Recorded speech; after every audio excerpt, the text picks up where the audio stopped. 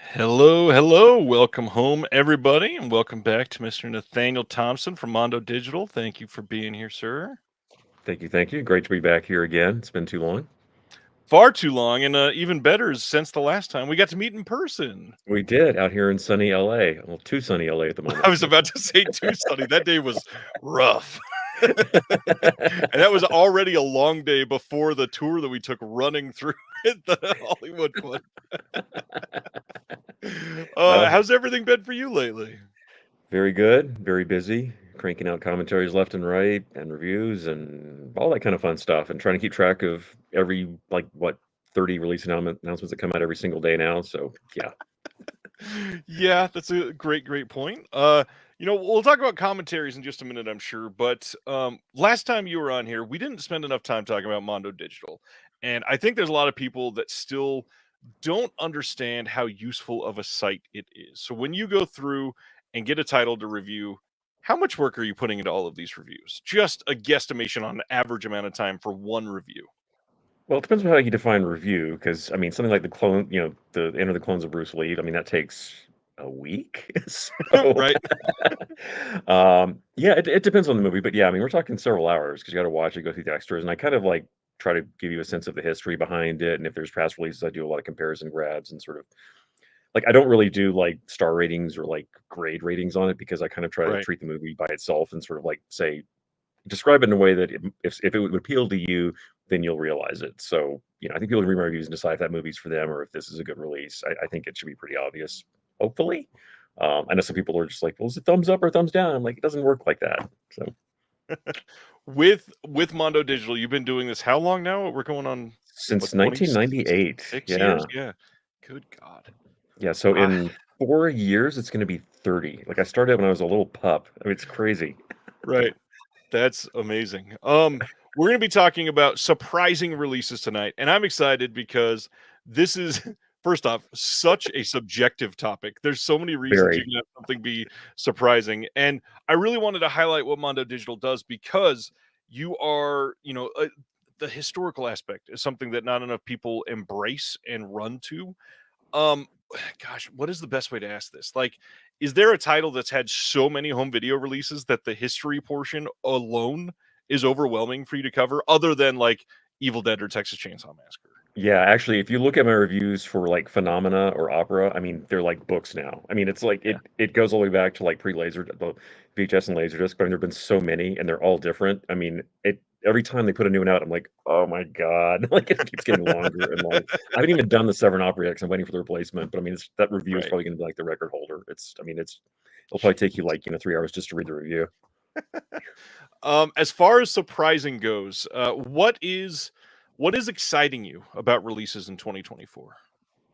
I mean, just all the stuff they're finding. I mean, it seems like almost every week there's something popping up where things that are either lost or incomplete or just, caught up in legal rights or whatever. So they keep untangling. I mean, there's just stuff popping up left and right where I'm like, how did they do that? Like, how is this Right. coming out? That seems like it's happening more and more lately, which makes me very happy. I mean, there's still obviously some holy grail titles that are still, locked in a vault somewhere, but now it's like it kind of gives me hope that just about anything could come out. Except for my number one, choice that we'll talk about. That's never gonna come out here, but we'll get to that later. There has been, God, probably on that note, like 7 or 8 titles that people have been listing as number 1 most coveted title on their list for years, and they just keep moving up this year because we keep getting these announcements. Like, Criterion alone has put out, like, 4 or 5 of them just this year, Yeah. and yet there are so many things that people are clamoring for, and, of course, we're all dealing with this in the environment of streaming and, the constant back when we were on disc, and we're like, well, we still are. Yeah. On that note, though, as far as streaming, there's still lots of great stuff happening there, including a recent Shutter show you were on. What did you get to appear on? Indeed, it's a show called Horror's Greatest. Episode 3 has just gone up, but they're dropping the first 5 episodes are, this fall, and there's gonna be another 5 coming up early next year. I think that's public knowledge, I hope. But yeah, that was a lot of fun to work on. It's kind of like obviously, I was in, 1 season of LeRose History of Horror, um, and, then the 101 Scariest Movie Moments of All Time was another Shutter show, but this one, is a lot of fun. They've kinda shaken it up, got some new faces on here, and it's really cool. Just if you haven't seen it, but the main title sequence alone is worth it. It's a practical like claymation animated opening sequence. And the first time I saw it, I just died laughing. It's brilliant. But yeah, really fun show. Very proud to be a part of it. But yeah, it's on Shudder, dropping every week. There has been, I don't want to call it a resurgence because it's still only like 4, but there's been a, a great awakening of claymation this year in a few movies that have Yeah, been so great, and I'm so excited to see fully physical versions of these happening. I hope people keep embracing it. including the #1 movie at the worldwide box office right now that just opened last weekend. Has a great claymation scene in it. Exactly. That's what I was referring to. And funny enough, that's the first announcement we're going to talk about tonight, Oh, actually. great. On that note, you obviously keep up with a lot of films in theater, at home, Mhm. reviews, but the big thing, commentaries. As somebody that just started doing these myself a little over a year ago, how are you cranking out so many? How much time are you putting into every commentary? Well, again, it depends on the movie. Like I know you covered this, I think, on your last show the one before, but I put a ton of work into the one I did with Troy for Bloodline Yeah. because that was one I never thought I would actually get to do it. But that movie has fascinated me since I was a kid, and I've just always been into the history, and I've like dug into like I mean, I've read every screenplay draft that exists everywhere. I mean, I know the history of this thing backwards and forwards. So when that one came along, and I was like, oh, I was born to do this one. So I put a ton into that, like a lot of work. But like I just did one last night with Howard Berger. That was a really fun one. It wasn't like super research intensive, but it was yeah, it was a really fun one. But that'll be announced very soon, I think, as well. But yeah, Cannot so wait. it depends, but at least a few hours. But a few days depends. I mean, Thieves Like Us was a solo one, so with that obvious or Paradise, so those take a long time, but it's worth it. Well, and that's the thing. I mean, even Tony just commented it. Nathaniel and Howard are beasts when it comes to commentaries. It seems like every single week there are, I don't know, 3 commentaries announced with your name on it. And you start thinking, and I'm like, well, I know he works too. How is Yeah. this possible? How much are you sleeping every night? Well, it's weird though, because like sometimes they'll announce. I mean, well, okay, so like in Australia, they announced the Polanski box, which had the commentary for the Ninth Gate, but I did with Troy. But that was like a year and a half ago that we did Right. it. I mean, I don't think people know. Like sometimes they're sitting on the shelf for a long time. Even I'm like, is this ever coming out? Like, Yeah. so you never know. So when they come out isn't necessarily even close to the order that they get done in. There are, I mean, 3 of my first 4 commentaries, the films haven't been announced or released yet. They were recorded last summer. That stuff happens all the time. It's crazy. Yeah, yeah. Bloodline is great. Cannot wait to be able to see that one and actually hold it. That's one that I feel like I've been hearing about for years, and people speculating what's going on with it. And now that it's here, it doesn't seem possible, but I'm excited about that. I'm just the fact they put the TV version on there because that, oh, like, yeah, that is so essential. I'm really glad they cleared that up because that had to be on there. Well, and you obviously love a lot of the stuff just like all of us watching. Have you had any recent pickups that you're excited about? Anything that you've Mm. got in recently? Oh God. Yeah. What do I have on my shelf here? I'm looking over here. Well, I finally got all those UK second run things like Inside and Frontiers and Meg. So Ah, I was slacking on those, so I finally grabbed all those. Bodyguard from Beijing, the UHD. Just got obviously I got a bunch of UK stuff in the mail, as you can tell, because yeah. that's what I'm staring at right now. Um, yeah, there's a lot. So yeah, I'll be digging into all that stuff later this week when I'm not reviewing things. But just got a big box of partner label Bitter Syndrome stuff to review. So I just did actually one of my picks I just reviewed, so I'm not going to say what it is, but yeah, a lot of good stuff in there too. I will say everybody needs to go check out mondo-digital.com. All of the reviews are up there. The newest ones, I believe, stay on the top of the main site, right? Yeah, Newest one, I believe at the moment is Second Run's Pharaoh from over in the UK. not And anymore. no, I no. just did one. I posted one about an hour ago, which will tell you what one of my picks is because Oh, I see it. I wanted to have it up before the show. So if you want a sneak peek, go look at the site. I see it. Oops. Did not mean to spoil that. Yeah, this is such a good site that I refer back to so often, and it's one of those things that because of that historical aspect, you can find out like which edition is better. Why is this edition here? What are we missing? And I mean, we're covering some of that in the magazine I published. That there's certain films that you should hold on to certain releases because the 4K has no special features, but there was Right. hours and hours of special features on the DVD. So hold on to it. So Yeah. stuff like that is why I love Mondo Digital. Always have. Yeah, and I mean, and don't just rely on me. I mean, it's something you should know in general. I mean, I know people have been having headaches trying to sort out like Pat Garrett and Billy the Kid. Like, Yeah. do not get rid of your DVDs, folks. Like, you need the Criterion, you need the DVDs. Like, you can't have the whole thing without it because each one has different cuts. And I mean, yeah, like the average consumer, I mean, it kind of gives you a headache trying to follow this stuff sometimes. So, but yeah, Yep. you got to pay attention. Don't get rid of your old discs, unless you're absolutely sure. Right. Speaking of the UK, I got an order of 3 UK items from the Atomic Movie Store today. I got in the Incendies Ooh. 4K that 101 put out, which they are. Have you reviewed much from them? On and off, yeah, and I've done a few tracks for them as well. They are, I don't know, like hit and miss with quality on some of the discs, and I hear Incendies is one of the hits, and that's why I waited to find out on that one. But God, there's been a couple that have just not been up to what I would want for that movie, and I still hope for something better. Um, This one was supposedly selling really well, and after waiting for some people that I trust on the reviews, had to pick up the Arrow Silence of the Uh, Lambs 4K, and yeah, I got mine too. this thing is way chunkier than I expected. Interesting that they're going with the slip around the whole hard box thing. But one that I've been excited about all this last year and this year, Radiance continues to impress people, and I had to get in the World Noir Yeah. Volume 2 box sets. These are Fran is doing special things for Radiance, and I'm very excited because it seems like some of these titles would have fit very well because he was with Arrow under the Arrow Academy line, Mhm. or even under regular Arrow with some of the titles that they used to put out. But Arrow's kind of shifted into this mainstream focus, and now Fran's back to save the day. It feels like, and even we're going to talk about a bunch of '88 film stuff tonight that they've kind of filled in some of these niches that Arrow would have done probably a good 4 or 5 years ago. So I don't Oh know. yeah. There's a lot of exciting stuff happening over in the UK right now. Oh yeah. Well, everywhere. It seems like between them, Australia, Germany, it's like they're killing my wallet. Like, It's very, very true. Uh, Other than pickups, what have you been watching recently? Anything exciting? I saw the movie that the announcement we're gonna cover. I saw that in the theater, obviously. Well, let's spoil that. The first title we're talking about is Beetlejuice. Beetlejuice. What'd you think Right. about it? I really enjoyed it actually. I had heard sort of mixed things, so my expectations were just sort of like right in the middle.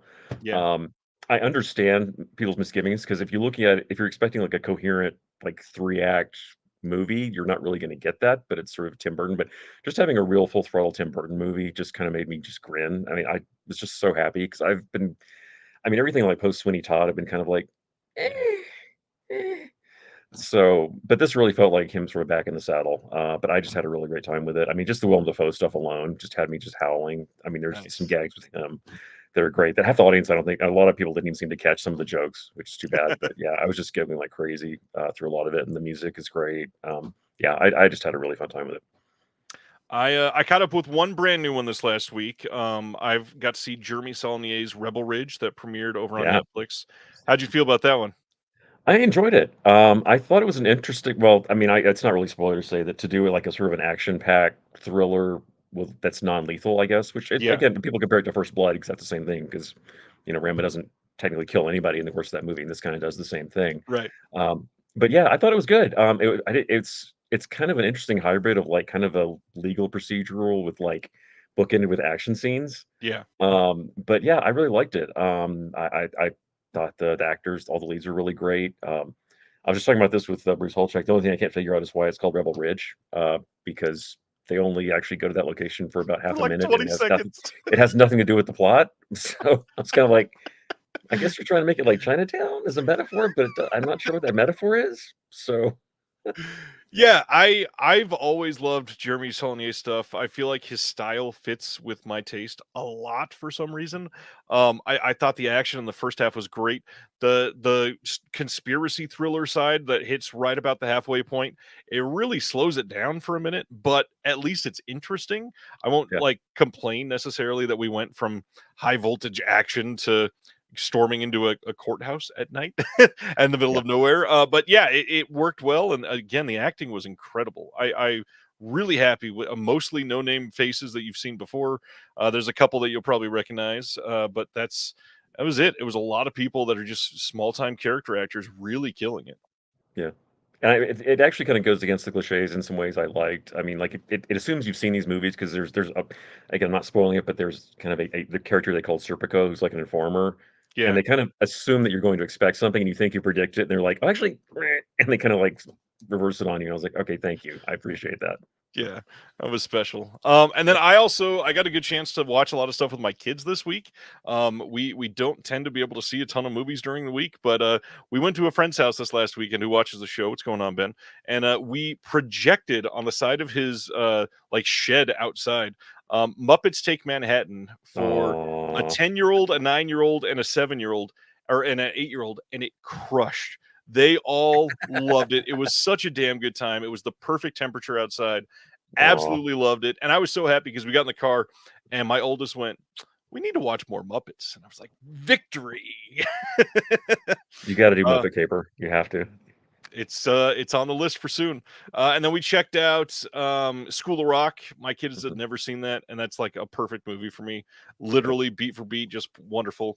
And then finished it up for this last week with Batman Returns. Haven't seen that in years. And that is such a weird movie. Yeah, I love it, but man, my kids were like, "This is a Batman movie?" probably not the right time of year to watch it though. That is such a Christmas No, movie. no, but well, if you're yearning for the cold, it's a fun one. Right. Yeah, exactly. So I got asked 'cause I remember I saw Muppets Take Manhattan in the theater when I was a kid, but, like, I remember, like, the Muppet Babies scene, the flashback, like, just Yep, brought the house down when I was a kid. I remember the whole theaters went nuts during that whole scene. You could barely even hear the songs. People were just, like, dying. yep. So did that still work? It did work. I had shown my kids Muppet Babies on this is gonna sound ridiculous, but on a really low quality bootleg disc like 2 years ago. And all they know from that show, like they barely even remember Kermit being in it, but they loved the theme song. And Mhm. so we get to see it in the show, and they're like, Muppet Babies! They remembered it all of a sudden. It was so perfect. I feel like they loved it. God, I had a blast. It was so much fun. All right, let's get on to our announcements then. We'll talk more about releases from this year and some other stuff going on afterwards. We'll talk about some of Nathaniel's commentaries as we go through, of course, because I'm sure there's about 14 being announced this week. First up, Beetlejuice is getting a glow in the dark 4K steelbook. I know this was confusing for some people because it looks like there's two slipcovers. This is a double-sided slipcover, and this is just a weird looking 3D mock-up here. So Mhm. you're gonna have Winona on one side and Michael Keaton on the other of this glow-in-the-dark steelbook. But it seems like a lot of people are happy with the film, so I hope Yep. people get this if they want it. And I see Bob gets on the packaging because he kinda steals the movie too. Absolutely had to, all over the inside of that. Then after that, this kind of came out of nowhere. I'm just going to ask you if you know anything about this. October Nada. 1st, D&D Productions is giving us Billy Beaven, Silent Comedian from 1920 to 1929. I've never heard of these people. Supposedly it was a Kickstarter title a couple years ago. News to me, but I'm intrigued. Silent Shorts. They're doing a little box set. There are going to be, I believe, 2 different discs in this, and they've got some bonus shorts in there. This is region free. You can pick this up on Amazon, and I'm sure a lot of the other places will have it, like Orbit and Diabolic, as long as they're carrying it, which I think they will be. Yeah. 88 films announced a ton of stuff in this last Yeah. week. So we're gonna be covering them in like 2 big chunks. First, October 28th in the UK and October 22nd in North America. That includes Canada. They're giving us a Blu-ray of the Kung Fu Instructor from 1979. This is going to have a slipcover on it with 4 collector's art cards, and we've got a trailer, stills gallery, and not much else on it. But this is a movie that I know a lot of people love, and I'm glad this is coming out. And the artwork is pretty dang great on this. Yeah, great cover, yeah. And This yeah, is I get all their martial arts releases are great, so yeah, I have total confidence in this one. it says artwork by 17th and Oak. I don't know that I've ever heard of 17th and Oak. I don't know, but good Interesting. job. Yeah, very good job. Next one is The Kid from Kwang Tung. This is coming on the same dates, October 28th in the UK, 22nd in North America. It's a Blu-ray. We've got a slipcover and art cards on this one as well. And again, very few special features. We got a trailer and a stills gallery. That's it. But it'll be region free since it's releasing in both places. And of course, this is a Shaw Brothers title. I know there's a bunch of people picking up all of those right now. And they There still only, are and they still have only gone through like 10% of the Shaw Brothers I library. was about to say, there are so many coming out. People are pouring hand and fist to make money to be able to buy all these, and we're barely even into the barrel to be able to get these. Like they've still barely done the crime movies, so we got a long way to go. Next one is Facets of Love from 1973. Same thing, October 28th UK, 22nd in North America. This one will have a slipcover and art cards as well. This one is an HD transfer from the original neg with the trailer and stills gallery, and that's it. But art looks good on this one. Glad people will have this one. I'm kind of surprised they're not going all in for some of these special features. This one's Shaw Brothers as well, by the way. Yeah. We think with the Shaw stuff they could go nuts with it, but at least they're coming out. That's very, very true. Then this is a pretty big title. November 25th, 88 Films is releasing, this is UK only, a 4K and Blu-ray release of Eyeball from 1975. And you have the opportunity to buy this 88 Film site exclusive rigid slipcase with the original poster art, or you can buy this standard slipcover that will be available everywhere else. They're both pretty damn great. I love the original on this one, but the new art they got's pretty decent. It is, and I'm on that one. So. You are on this one. So brand new 4K remaster from the original Technoscope negative. This one is going to have a commentary by the three amigos, Troy Howard, Nathaniel Thompson, and Eugenio Ercolani. We got a commentary by Kim Newman and David Flint. A commentary with The Hysteria Continues. Are all three of those brand new too? Probably. I think some of it was on on their previous Blu-ray, but yeah, a lot of the stuff is new. Interview with Martine Actually, no, because Bouchard. Troy did a solo one on the old one, so that's so this is all Jeez. getting updated. 3 new commentaries for Eyeball. That's crazy. Yeah. Interview with Umberto Lenzi, visual essay by Mike Foster, locations featurettes. I believe a couple of those were on the original release. But your commentary for this one, what can we expect to hear about? Oh, we have a lot of fun with this one. I mean, this movie is just such a joy. I mean, this is one of the most fun Jolly out there. I wouldn't say it's like the best technically. I mean, it's not deep red, but oh my God, it's so entertaining. We had a great time with this one. And I mean, it's kind of become a running joke because Troy and I have done like, I think more Umberto Lenzi commentaries than any other director that we've tackled for some reason. But yeah, pretty much anytime we do an Umberto now, it's always just a cause for celebration. But yeah, we really, really enjoy doing this one. I'm excited for this one. I don't think this has had, well, hold on before I put my foot in my mouth. Has this had a US release on Blue? Never. No, it hasn't been out here since VHS. Wow. Do we know why, or is there? Apparently, they have not yet determined who owns it. As far as I'm aware, I've never seen it pop up on any licensors list. I guess because it was Joseph Brenner, it's kind of like fallen into some hole. Like it's like Autopsy and like Torso and all that stuff. Like those have all, been cleared up. But yeah, Eyeball's a mystery one in the U.S. for some reason. Very interesting. Let's see. Chris is asking if this is missing the 80-minute doc from the old release. I don't see it listed here. I don't think it's on there. Interesting. So again, we mentioned this before. Hold on to the old release if you got it. Yeah, that's true with a lot of 88 and Arrow stuff. It's like keep your old discs because they tend to like swap extras out like crazy. Makes it rough. Another big one, the 25th of November 4K and Blu-ray in the UK is The Legend of Fong Sai-yuk collection. There is going to be these individual cover arts on both films, and then this is the outer box. A couple of Jet Li films. This is going to have a rigid slipcase with new art by Kung Fu Bob. Very specific style, as always, for him. 2 single digipacks in there with a 40-page booklet with articles by James Oliver, Paul Bramall, and David East.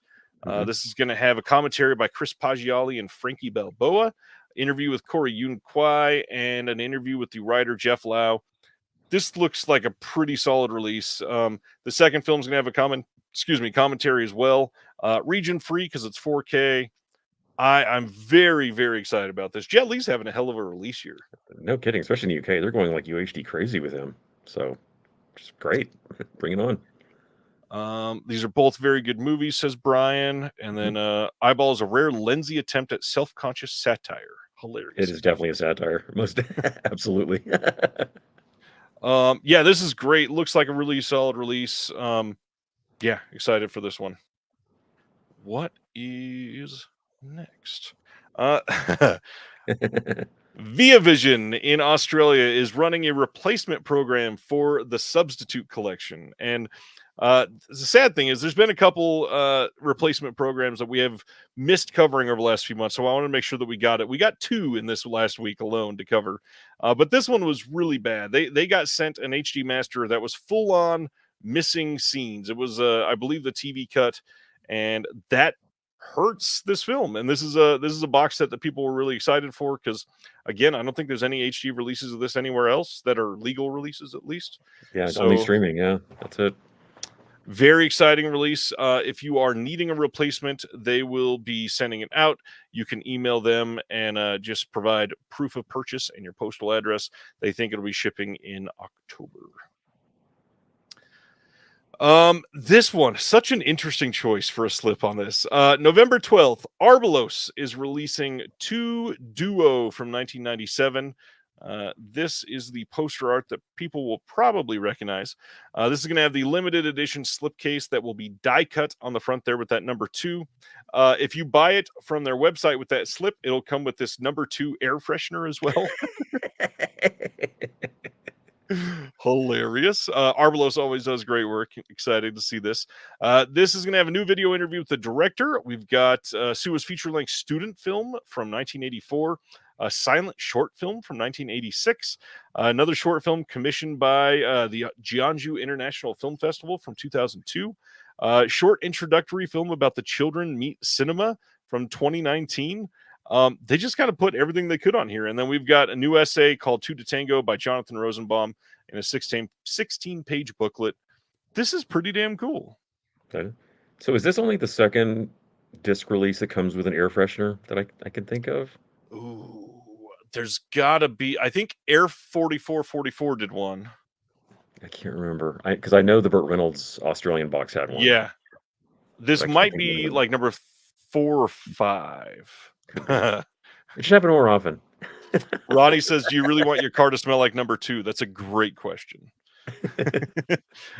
Yeah, that always happens. Paul says he picked up the Substitute Collection, and then the very next day they announced the replacement disc. Yeah. Oh man.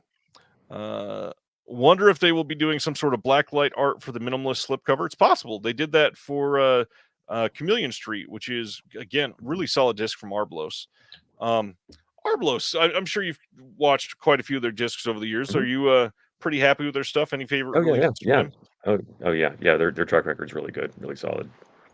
They do a lot of great extras and kind of just put as much as they possibly can because they know it'll probably be the last release for many of these films. Yeah, that's safe to say. Another 88 Films release, November 25th on Blu-ray in the UK. Black Cat 2 coming in one of their deluxe hardbox releases. This is going to be one of their slim hard boxes, so it'll still be a rigid case, but it'll be better on your shelf.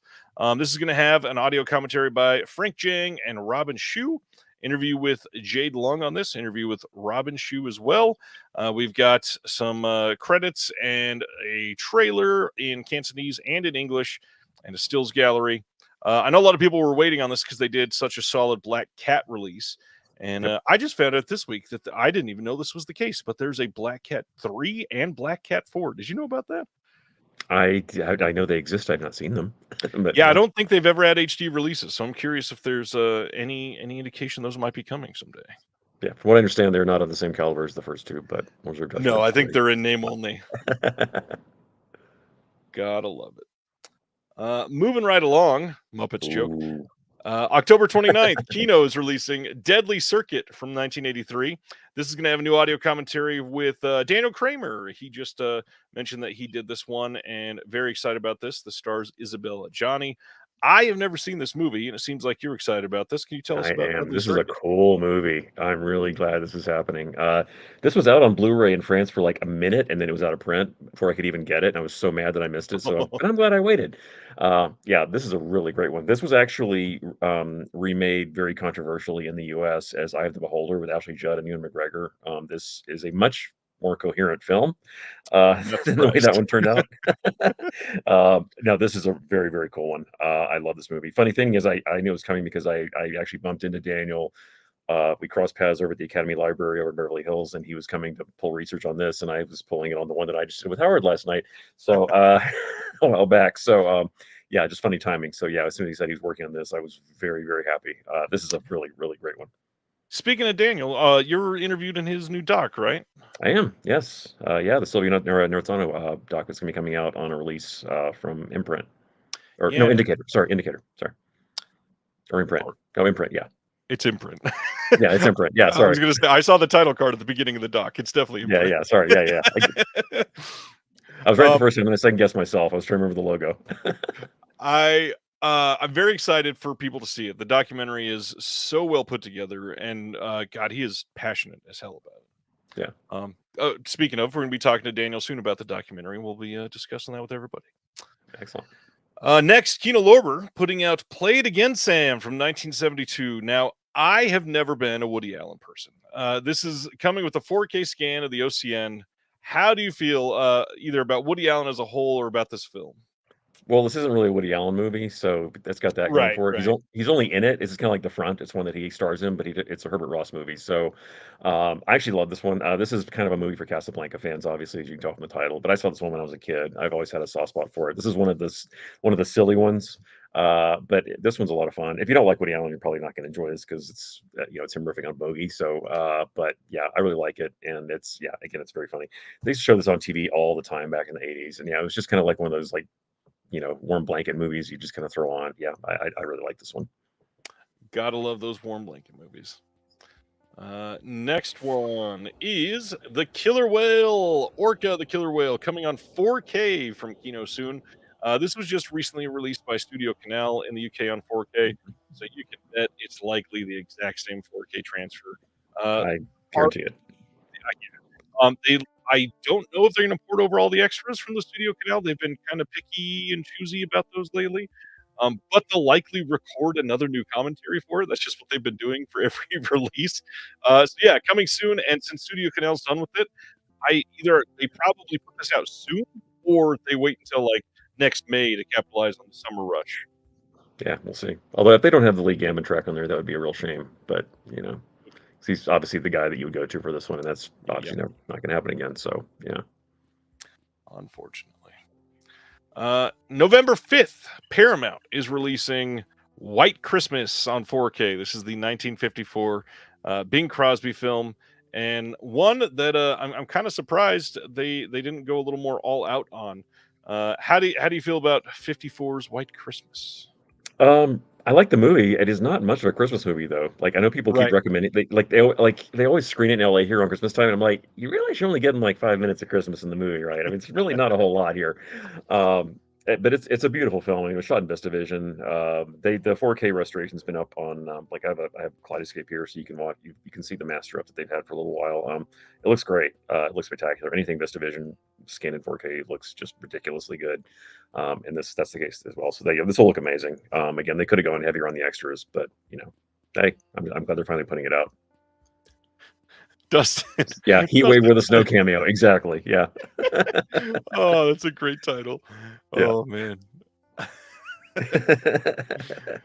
Next up, this one's pretty cool. October 28th, Fabulous Films over in the UK is releasing the Paddington Bear, the complete collection. This is going to be coming on Blu-ray, and they're doing a really like cute little pop-up version as well. The other standard version is here, and it's like $8 cheaper, but if you really want to go all in, you can get this little pop-up cover on it. They're going to have a couple restored features on here, and this is going to include, let's see, Barry Leith, the Filmfare animator feature on it as well. I remember watching some of these when I was younger. I always liked these. Yeah, that's really cool packaging too. They went all in on the animation style. I love when companies do something like that. That's really neat. Speaking of the UK, Vertigo releasing over there is putting The Beast from 2023 out on Blu-ray on October 21st. No extras on this as far as I can tell, but I have heard that this one is a pretty decent movie. Did you get a chance to see this one? I did. It's streaming on the Criterion channel right now. It went up about maybe a month ago, so I watched it there. I liked it. It's a pretty cool. It's grim, but it's a cool little movie. So I assume Criterion is going to be putting out a Blu-ray of it at some point. That's pretty safe to say that with some extras. So yeah, might want to wait if you're planning on importing. Could be on their Janus Contemporaries line. Yeah, I would almost bet on it. Yeah, because I think they flat out own it over here. Yeah. I totally forgot this was this week. November 19th, Paramount is also releasing the Zaz collection on 4K with Airplane, Top Secret, and The Naked Gun. Now this is cool, but I've had a lot of people commenting. I would only buy this if it had both of the Naked Gun sequels and the Airplane sequel on 4K. First off, sure, we'd all love that. But second, it wouldn't be Zaz the collection because it wasn't Zaz working on all of those. So I get it, but they went all in to get these three on here. I'm glad we're going to get this release. A couple of these have not been on 4K yet, so this is a big deal. This is exciting. Which one of these three is your favorite? Oh, well, I got to go with Airplane because I mean it's one of the funniest movies ever made. But I love the other two. But folks, I mean, if you know the history of Zaz, if they tried to put Airplane 2 on here, like they would go over and they would burn the studio down. That's not going to happen because they were pissed off that movie even got made. So, Never should have. Ain't going to happen. But I mean, the big news here obviously is getting Top Secret in 4K because the Airplane 4K Master has been out for a while. Again, streaming. I mean, obviously it'll look better on UHD. Fingers crossed. But yeah, finally doing Top Secret. That's really cool because that just has some brilliantly funny stuff, and I'm so glad they're doing it. And they tried to make the Blu-ray look as good as they could with that old master, but it was pretty limited. So this was really, really much needed. Have you seen the 4K Master? Does it look better? Not for Top Secret. I don't know. I know it's a new scan, which it just needed so desperately because that Blu-ray, they took the old HD master they used for the Australian Blu-ray and they tried to like spiff it up, and it was like, come on, guys, you can do better than this, and they did. So well, and it's Paramount. Paramount's kind of been hit or miss over the last couple of years. I'm really hoping that this is knocked out of the park. Yeah, I know. I'm still like terrified of To Catch a Thief, what that's going to be, but we'll see. So. I mean, it's supposedly same scan, new restoration. So I don't know what that means. Time will tell. Next up, Cohen Media Group, who is like a partner label or distribution partner of Kino Lorber. They are putting out Merchant Ivory, and I see that this is flat out missing the date. It's the same date as this next one, which is also missing the date. Whoops. Let me pull that up while we talk about this. But this is a documentary about Merchant Ivory. And this is going to have interviews with Emma Thompson, Helena Bonham Carter, Hugh Grant, Vanessa Redgrave, Hiroyuki Sanada. We got some deleted scenes. We've got an introduction from the New York Indian Film Festival. Another conversation from film festival. This is pretty cool. I'm really excited to see this. Yeah, I want to see this too. Yeah, they were kind of part of my childhood growing up. So yeah, I'm really looking forward to this. Well, and Cohen Media Group does not get enough attention. They put out some really great stuff. Yeah, they do. They really do. And yeah, they sort of had like a lull with their Merchant Ivory stuff. So I'm glad they're getting back to it, I guess, because they were waiting on with the doc. But you know, they kind of went guns blazing there for a little while and then got really quiet. So yeah, I guess now they're back at it again. And this one is coming out on November 12th. That's the date. I finally was able to find it. This next one is also November 12th. This is Roseland from 1977, also Cohen Media Group.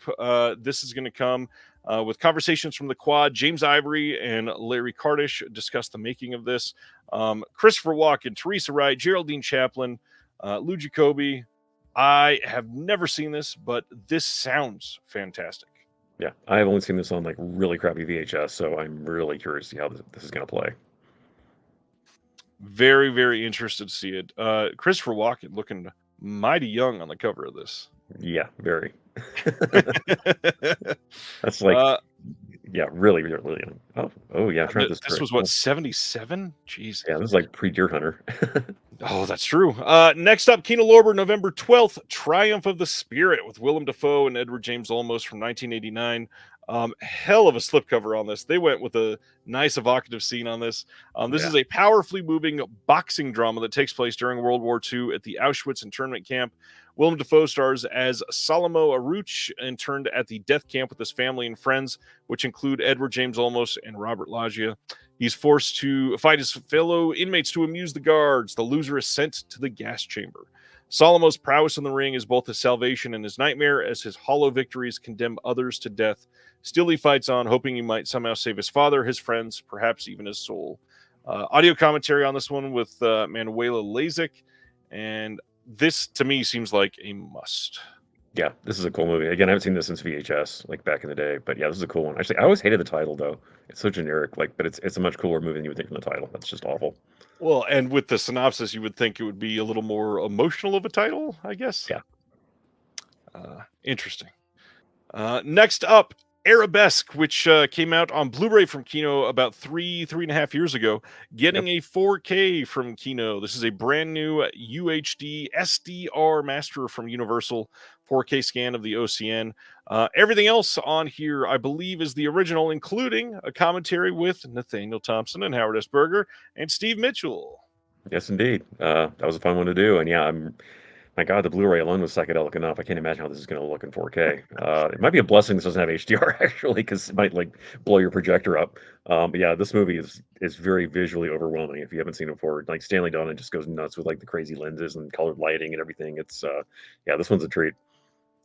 I have to imagine you probably recorded that commentary a good 4.5 years ago at this point. At least, yeah. But we had a lot of fun with it. I remember that we enjoyed doing that one. It was right here at my house where I'm recording this. Nice. Raro is putting out a couple of films that they've released through Radiance in the UK, and they are now releasing it with Kino here in the US, including this November 5th release of The Italian Connection. A lot of people commented that this was something that was part of a collection before, like we all didn't know that. This is a brand new 4K remaster that got way better reviews than the old release of this, because the box set release they did of the DeLeo stuff was very not great scans of the films. It was before Raro was able to get really in there with some better equipment. This one also has an audio commentary with Sam Deegan on it and an archival documentary, Roots of the Mafia. This looks like a hell of a great release. Yeah, it does. And yeah, boy, this one needed a new scan really badly. So yeah. And that UK one has done very well for people. So excited to see this.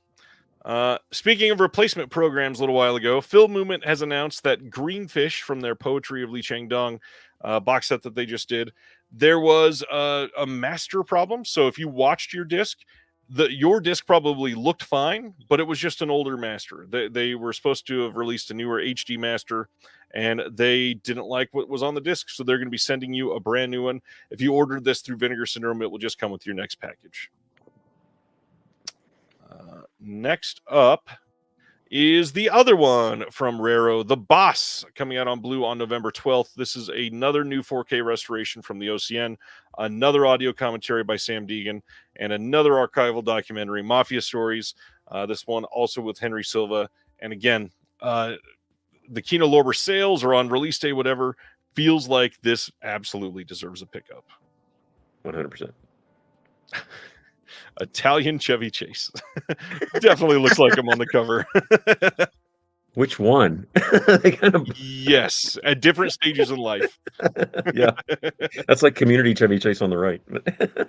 Oh, man.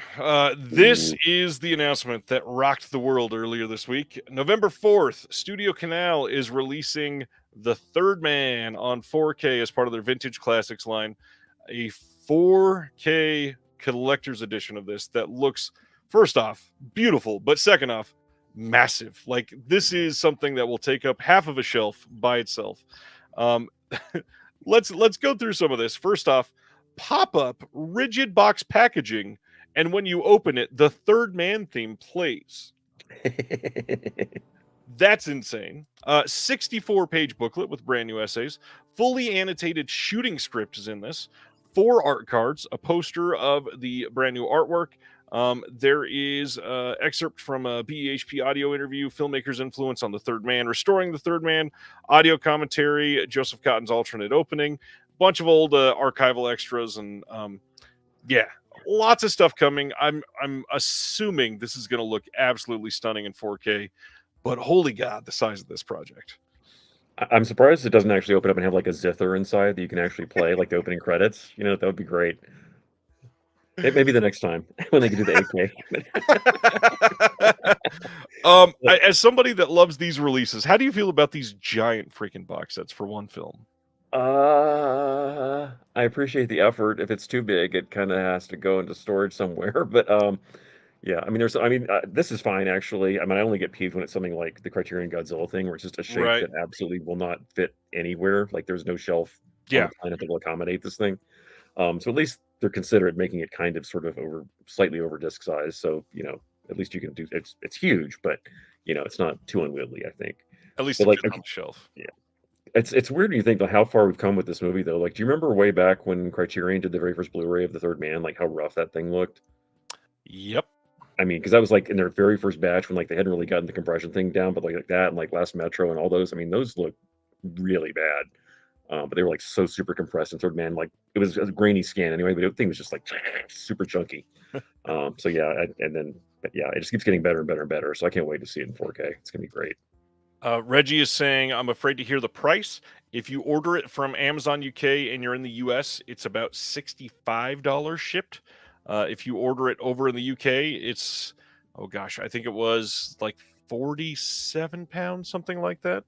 And then if you order it from a US retailer, your Atomic Diabolic Orbit, they are priced at $72 at the moment, which that's a lot for one film. It's not Never Ending Story from Australia a lot, but it's a lot for one film, that's for sure. Still cheaper than Aliens Expanded on Blu-ray. That is true. It's also this crazy edition is cheaper than the out-of-print Criterion Blu-ray. So that's true. That's true. Next up, brand new exciting release from Fun City Editions. We don't have a release date on this yet, but they are putting out a 2-disc Blu-ray of something that they are calling Welcome to Fun City. This is going to have a strictly limited slipcover that is only on their website, and it's a collection of about 200 theatrical trailers, TV spots, and radio spots sourced entirely from fresh scans of original film and audio materials. It's a first of its kind document of New York as it appeared on film during the Fun City era. Each trailer and TV spot is accompanied by a unique optional audio commentary track from a varied roster of esteemed film journalists, programmers, academics, historians, podcasters, and everybody, including people like Bill Ackerman, who's announced that he's a part of this, and our friend Chris O'Neill is also a part of this. Are you on any of these? I guess I am not. But I can't wait to. Too bad. I'm glad they were merciful and like let people only do a few trailers a piece, because yeah, Howard and I did a commentary for one of those Garage House action trailer comps. It was like 2.5 hours, and my God, my brain hurt so bad by the time it was over. I mean, I don't not do that again. So yeah, thank you, Fun City, for being merciful with the commentators. I can't imagine trying to write notes for 75 trailers back to back to back to back and do a commentary. And trying to jam it into like 90 seconds, you're just like, right. Jesus Christ. Like describing specific trailer shots. Yeah, that's awful. Yeah. Let's see. Stan says, I would suggest a film with a similar goal. Los Angeles plays itself, which is great. Every cinephile should see it for sure. Great doc. Absolutely. Very curious to see what hard to find movies show up on Welcome to Fun City, myself included. Well, I think it's pretty safe to say Night of the Juggler is going to be on there. I on the cover. Would be weird if it wasn't. Senator says, I want it, but it's $50 after shipping and tax. Now, what's interesting, this is a lot of people are complaining about this. 2 Blu-rays, and it's they're just calling it a trailer comp and saying, but it's $40. How come? Again, fresh scans of 200 trailers, TV spots, and radio spots. First off, this could not have been cheap to license everything. But second off, just the restoration work for 200 of these is astounding. Yeah. And the $40 doesn't value. seem crazy. Yeah, it's worth it. I have a feeling he didn't introduce himself, but I have a feeling this is our friend Mr. Howard S. Berger. Says the trailer comp was over 3 hours for Garage House. That hurts even more. Yeah, it's been a few years since Jeez. that came out. I remember it was really long. I mean, it took all night to record that thing. Yes, what an ambitious idea. Completely agree. Oh, look at that. LA Plays Itself is on sale on Grindhouse with their brand new sale that they just launched. Nice. Chris says, got to say, I get why, but physical media is crazy expensive now and hard to keep up with. I mean, yes, but you also don't have to buy everything. Brian says, I agree. Very expensive for trailers. Don't know why we care about trailers. Don't get it. Well, there's a lot of history there. And they're really fun. Yeah, I'm excited for it. Next up, we got some Clint Eastwood 4K announcements. Kino doing the Iger sanction from 1975 on 4K on November 5th. We got a new audio commentary by Justin Humphreys on here. Also includes the archival commentary with Nick Pinkerton, and this should look pretty great on 4K. That should look amazing, especially with Dolby Vision. Yeah. Next one is Play Misty for Me, which is the one I'm most excited for out of all these. Again, Dolby Vision Master. New commentary by Alan Spencer, who is a screenwriter. And yeah, again, this looks like a really great release. Oh, yeah. Love that they're putting all these out on the same day so that everybody can have their wallets hurt all at once. Two Mules for Sister Sarah is the third one. Yeah, we just talked about how expensive this is. Buy 3 on day 1.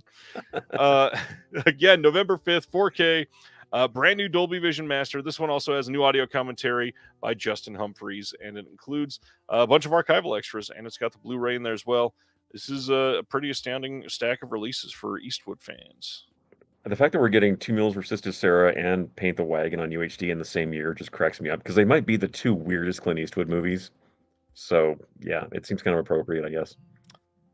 Howard asking, does it have my features on there? Yes, video essay by Howard S. Berger. Play it again, look back at Play Misty documentary. Is that all you had on there? It's got the old Tim Lucas commentary as well. There's a good question. Adam is saying, oh, I went all the way back to Iger sanction, didn't I? Look at that. Somebody's saying, Adam's saying, Play Misty is his best film. What do you think about that statement there, Nate? Ooh, it's one of my favorites. It's a lot of fun. I'm not necessarily sure I'd say it's the best, but it's up there. It's really high up. Now he's saying other than Unforgiven. I'm gonna go with a dark horse figure, but I really love High Plains Drifter a lot. Ooh, so not one you hear often for a favorite. No, it isn't, but I really love that movie to pieces. It's hard to pick one. I don't know. It's toughy. Interesting. Then this was pretty damn cool. November 12th, they're doing a Blu-ray release of The Martian Chronicles again. This is the 2018 HD master that they had before. However, they're adding audio commentaries for all of the episodes. All of them have Amanda Reyes on it. The first one also has Heath Holland from over on Serial at Midnight. The second one has Justin Kurzweil. The third one has Daniel Budnick. There's also an archival interview with James Faulkner on here. And Amanda revealed today that there's some other miniseries coming from Kino here soon. So that's pretty exciting, too. Can't wait. I've never seen this one, and I'm very, very curious to check this out. No, this is a great one. I'm not sure why, but this one really spooked me out a lot as a kid. It's not really all that scary, but it just really, really kind of like got under my skin for some reason. But yeah, this is a really cool one. Nice. This is cool. November 19th, The Visitors from 1972 is coming to Blu-ray.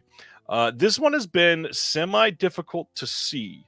It was on like a double feature DVD, I think, for a while, and that's been out of print for like a generation or something. And then there was a VHS that was also like kind of hard to come by.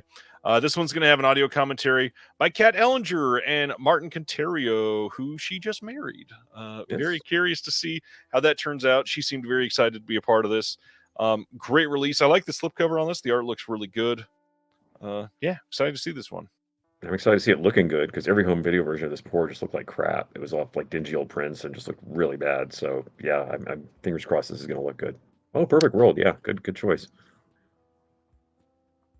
Yeah, can't wait for this one. Next up is Harrison's Flowers from 2000, coming on Blue from Kino on November 19th. Annie McDowell, Elias Koteas, and Brendan Gleeson and Adrian Brody in this one. We get an audio commentary by Manuela Lazik. And this is a huge cast, and somehow I don't think I've ever heard of this film at all. I actually saw this, I think on VHS maybe, but I remember nothing about it at all, positive or negative. It's a very interesting poster art on this. I want to know what exactly that is. Going to our next one, Magnolia is releasing Dance First. This is a Samuel Beckett film starring Gabriel Byrne, and I've heard great things about this. This is from this year. Did you get a chance to see this one too? Haven't seen it. Darn. Next up is Ooh. The Bat from 1926. Undercrank putting this out. This is for everybody that is not excited about this next part. Had to warn you. Mod Blu-ray will be made on demand. Will not be pressed. Coming on October 15th. This is a brand new 2K restoration they did as part of a Kickstarter thing. If you were on the Kickstarter, you would have gotten a pressed Blu-ray. This is going to be digital restoration by Undercrank from 35 millimeter film elements. Was preserved by UCLA Film and Television Archive. Has a new score, of course, by Ben Modell, and includes the 1926 comedy two-reeler, A Fraternity Mix-Up, and a short documentary in the life and career of director Roland West. This looks like it's going to be a great release. The film sounds fun as hell. Well, and good timing because VCI just put The Bat Whispers out as that double disc Blu-ray, which is the sound version, which is amazing. If you haven't seen that, it's the fact it was made as early as it was is ridiculous because it's just visually staggering, the invention in it. But this is pretty much the same movie but silent, and they actually have like a side-by-side comparison with the silent one. So thank God they're putting this out on Blu-ray because yeah, after The Bat Whispers, I was like, come on, where's the bat? And here it is. So yay! I love what Ben Modell is doing over with Undercrank. They always do great stuff. What a weird transition from The Bat to Feed. My neck hurts now from that one. Like Unearthed is releasing Feed from 2006. This is coming. I think this is the first 2025 announcement we've had, January 21st. And just so that you know what this one is about, it says intensely grotesque and shocking as hell. Feed is a heavyweight thrill ride through the depths of depravity. A veteran of cyber porn investigations, Australian cop Philip Jackson is no stranger to the dangerous side of sexual fetishes. He may have found a sickest case yet when he discovers a sinister side to an American website devoted to fat, admiring men and obese women called Feeders and Gainers. Could the man behind it all be force-feeding missing women to death? It's tense, dark, and deeply disturbing. And Brett Leonard, who is the director behind The Lawnmower Man, Virtuosity, and Man Thing, takes the crime thriller genre to a twisted, gut-wrenching new level. We get a commentary by the director on this, some deleted scenes with commentary, an alternate ending with commentary, final day interview with the director, some interviews with some of the cast and crew, and then Feed in Philadelphia, the North American featurette. Not sure what that is, and a behind-the-scenes footage featurette. This sounds intense. I'm just curious, is from the director of Man Thing a selling point? I'm not. I mean, he did Hideaway. Isn't that a bigger movie than whatever? Oh my God. I assume fans of Feed will probably gravitate more towards Man Thing than Hideaway, maybe. I guess, yeah. Maybe. Just struck me as curious. Yeah. I mean, even Virtuosity is an odd one, even on the list. Anyways. Radiance had a hell of a lineup to announce this time. So December 16th on Blu-ray in the UK only. The Man from Majorca, however they're pronouncing this one, from 1984. This is a Bo Widerberg film, and God, I love the art on all of the Radiance releases, but this is just great. This is essentially a follow-up to the other Bo Widerberg film that they did. It's very much feels like it's in the same world, supposedly, though the story is clearly different. That other film is The Man on the Roof. This is going to have on-set reporting, including behind-the-scenes images and comments from the director, TV featurette interview with Barry Forshaw, who did Nordic Noir, and everybody knows Barry Forshaw, tons of stuff. New English subtitle translation on this, new booklet with brand new writing, and again, this sounds fantastic. This is a great movie. I'm so happy it's finally coming out because yeah, I actually had to Yeah, thank you. Um, I, yeah, I had to like VPN and watch this on like Netflix Sweden to watch it with English subs. That's the only way you could do it back when they were running it. So yeah, I'm so happy it's getting a disc release. This is a really Crazy. cool movie. Adam says, "Man on the Roof" is excellent. Then you Yes, should it love is. this too. Yeah. Uh, Brian says, "Feed is super disgusting." Next one from them, which also sounded great. December 16th in the UK and December 17th in North America. On Blue is Yokohama BJ Blues. And this movie sounds, I mean, it sounds like it has everything, but also sounds like everything I want in a movie. When his police detective best friend is killed, down at heel private eye and part-time blues singer BJ gets the blame. He must start his own investigation to clear his name, but what he uncovers is a tangled web involving crooked cops, drug-dealing gangsters, the city's underground gay and biker scenes, and even his own past. A loose remake of The Long Goodbye that also draws from Visconti's Death in Venice. This was Matsuda's break with his action hero image. Samurai movie veteran Eiichi Kudo relishes his chance at directing a neo-noir that captures urban Japan at the height of 1980s decadence. Sounds perfect. We've got Interview with the Star, Interview with the Screenwriter, Interview with the Writer, and Yokohama expert Toru Sano on the film and a look at the locations. Limited edition booklet with new writing by Dimitri Yanni on Toei Central Film, and some other stuff poured in there. There's just so much on these Radiance releases that I can't wait to see. Yeah, this looks like a cool one.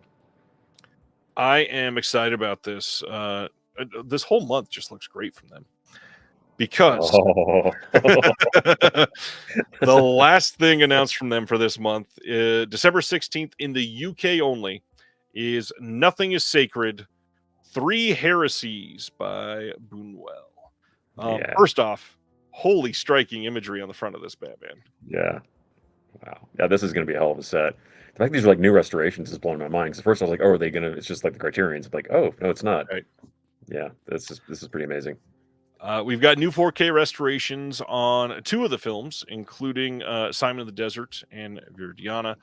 We've got a new restoration of The Exterminating Angel from a 4K scan by Radiance themselves. Mm-hmm. And then we've got newly filmed appreciations by Richard Ayoade, Alex Cox, Guillermo del Toro, and Lulu Wang. What? That's amazing.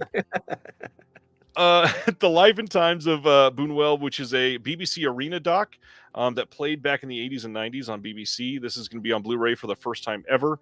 A doc directed, it's called A Mexican Boonwell, doc directed by Emilio Mali from 1995. That's almost an hour long. Boonwell, a surrealist filmmaker, a feature-length doc directed by Javier Espada on Blu-ray for the first time ever from 2021. Some other archival experts writing here and essays and tons of stuff. Like, this is getting so much, plus an 80-page booklet, and this screams pre-order. I feel like this box is going to go very quick for them. Yeah, this looks absolutely insane. I can't wait. Sam, who is here and typically not, so welcome, Sam. The Boonwell set looks very up my street. I think one of the films was restored by Radiance themselves. How many have they done in house? Not a ton. But yeah, this is definitely going to be great. Yeah, absolutely. Although I know one of the films in the Monkey set, they had to fix themselves because the French master was messed up. So yeah, it does happen. Thankfully, they keep an eye on this stuff. Thank goodness. Yeah, that is Radiance for December. And just a heads up, little update. I've had a couple people ask about subs and all that stuff for Radiance because they've allowed around this time of year people to come in and sub for the next year. And they did say that they're going to be talking about that soon. There is going to be an opportunity to be able to subscribe again. And yeah, they're excited. They said lots of great stuff coming up for 2025. And I don't even like, how do they keep raising the bar? Radiance is intense. Whoever subscribed for their 3-year packages, you made out like a bandit. Moving on, Makeflix, who I feel like I've not heard anything from in the longest of times. They are shipping this next week. This is coming on Mod Blu-ray, and this is Crow Haven Farm from 1970 with John Carradine and Hope Lang. Not one I've ever seen, Ooh. This is going to include 12 minutes of classic TV commercials featuring your favorite horror stars. Love that that's listed as special features there. Yeah, this will be on a BD25. Yeah, this is I was really encouraged by the little trailer sample they put up on the site. This is a really great one, and we've never had anything beyond like super super low res bootleg VHS quality. I'm surprised they're not playing up the folk horror thing because this is 100% a folk horror movie, Right. and I would think they would cash in on that, but whatever. But don't if you look at on the specs, it says widescreen. That's actually not accurate. I kind of freaked when I saw that, but if you look at the sample, it actually is the original 1 through Oh, 3:1. it's okay. Thank God, because I was like, please don't crop it. But it looks like they did not, based on the clip they put up. So Interesting. I hope not. yeah, I don't think they did. One more from them. This is also shipping next week. Trivial from 2024, and the first 100 orders of this get a little mini poster. This is also going to be mod. This is coming out on DVD as well. This is a brand new, like, low budget horror film.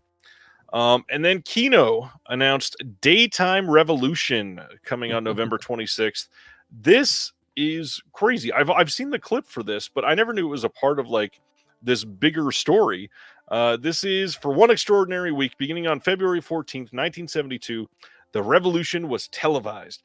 Daytime Revolution takes us back in time to the week that John Lennon and Yoko Ono descended upon a Philadelphia broadcasting studio to co-host the iconic Mike Douglas Show. At the time, the most popular show on daytime TV with an audience of, this is still crazy, 40 million viewers a week. If anything got 40 million viewers a week nowadays, it would be the most watched thing ever. It says what followed was 5 unforgettable episodes of TV with Lennon and Yoko Ono at the helm and Douglas bravely keeping the show on track. Acting as both producers and hosts, Lennon and Ono handpicked their guests, including controversial choices like Yippie founder Jerry Rubin and Black Panther chairman Bobby Seale, as well as political activist Ralph Nader and comic truth teller George Carlin. Their version of daytime TV was a radical take on the traditional format, incorporating candid Q&A sessions with a transfixed audience, conversations about current issues like police violence and women's liberation. And on this, they're going to have some uncut musical performances. They're going to have a handful on there and a trailer and a restoration demonstration. This is such a cool, random thing to get on Blu-ray. Mm-hmm. Very cool. So glad this is happening. Next up, Mountains of the Moon from 1990, getting a blue from Kino on November 26th. Adrian Martin does the commentary on this one. I believe, was it Imprint that did this previously? Yeah, it's been out. But yeah, beautiful movie. I mean, yeah, this is total eye candy film. This is a great one. Hopefully it looks pretty nice. I hope so. Yeah, but you can't screw up the transfer on this one. December 10th, VCI doing The Love Light from 1921, another Mary Pickford film. And thankfully, they've done very well with the Pickford stuff that they've done so far. This was filmed in 1912 as a collaboration between friends, Mary Pickford and Francis Marion. The silent gem was reconstructed from multiple sources by UCLA Film and TV Archive for the Mary Pickford Foundation and passed to VCI for final restoration work before it gets released. Should be good. Absolutely. Barfly is the first one to announce as part of the next 88 films batch. This is from 1987, astounding film, coming on November 25th in the UK only. This one, does this have a US Blu-ray yet? I know Imprint did it. Not yet. Crazy. Yeah. I wonder what's holding that up here. Yeah, I don't know. I mean, I think anybody could license it as far as I know, but you know, I mean, when you think of Canon Films, this is obviously the movie you think of, right?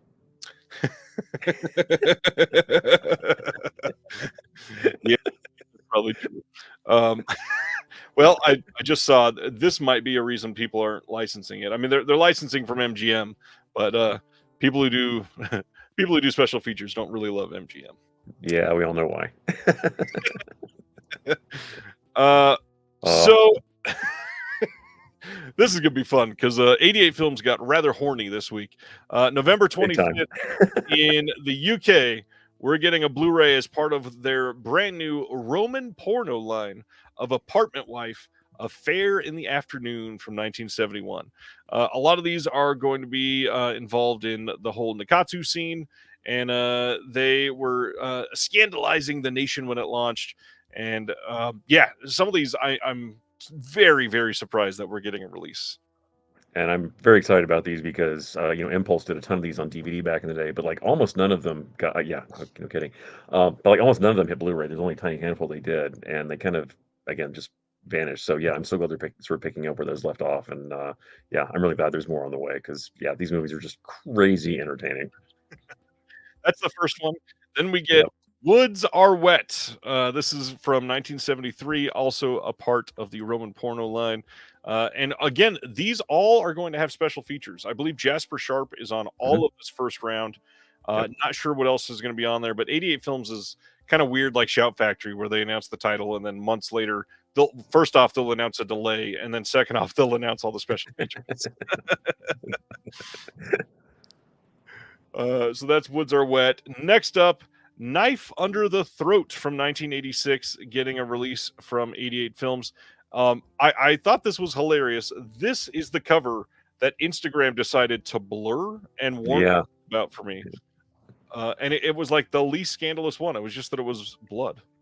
Go figure, I guess. But yeah, this is like a sort of a French take on the Giallo. This was out on Blu-ray from Le Film a while back with English subs. But yeah, and I see it's getting a UK release. Yeah, this is a very sleazy, very trashy, very entertaining. Yeah, it's a good one. Featuring the one and only Brigitte Lahaye. Yep. Next up, November 25th in the UK is I Am an Infomaniac from 1971. This is the Max Picus film that we just got in the US from Mondo Macabro. Yep. So if you got that set, may not need this one, but this will likely have different special features. So if you really love it, you might want to pick up both. Then they are getting their Slasher Classics collection, having something added to it. November 25th, they get Mortuary from 1983.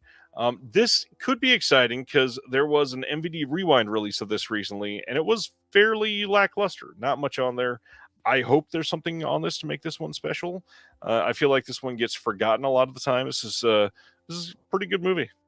Yeah, it's a fun one, and has a really interesting performance by Bill Paxton that nobody talks about. Let's leave it Look at that. who's here. Daniel Kramer says, "Hey there, fellers. About to record a new track. On what? I'll never tell. Nathaniel, I already told you, so never." Thanks for the Sylvia mention. Yeah, we had to shout it out earlier. Never spread. Next up, 88 Films 4K and Blu-ray in the UK. They're doing Dragon Fist from 1979.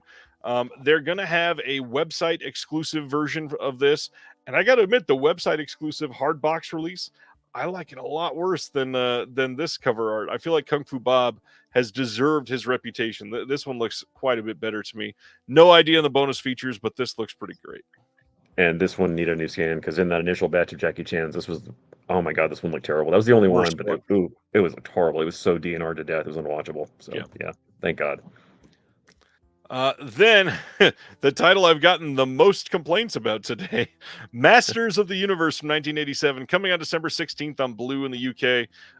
Again, it's an MGM title over there. I don't know why there's no new master for this. This is probably going to be the exact same old HD master that's like 11 or 12 years old at this point. But the big thing for everybody that's complaining, this is the first Blu-ray release of this film in the UK ever. So it's deserved. It's deserved.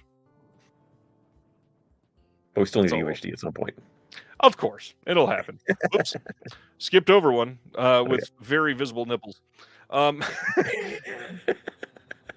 I missed that the first time because it was obscured by the blue, but Instagram doesn't care. Hopefully YouTube doesn't. December 16th, as part of the Italian collection, Story of a Cloistered Nun from 1973.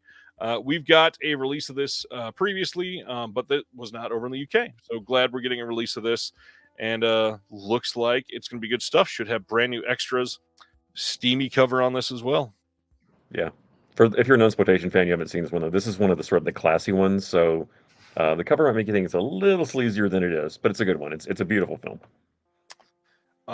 And beyond that, I love that 88 Films has gone all in on the crazy cover art this month, but it made it very difficult to share everywhere, I will say. Yeah, no kidding.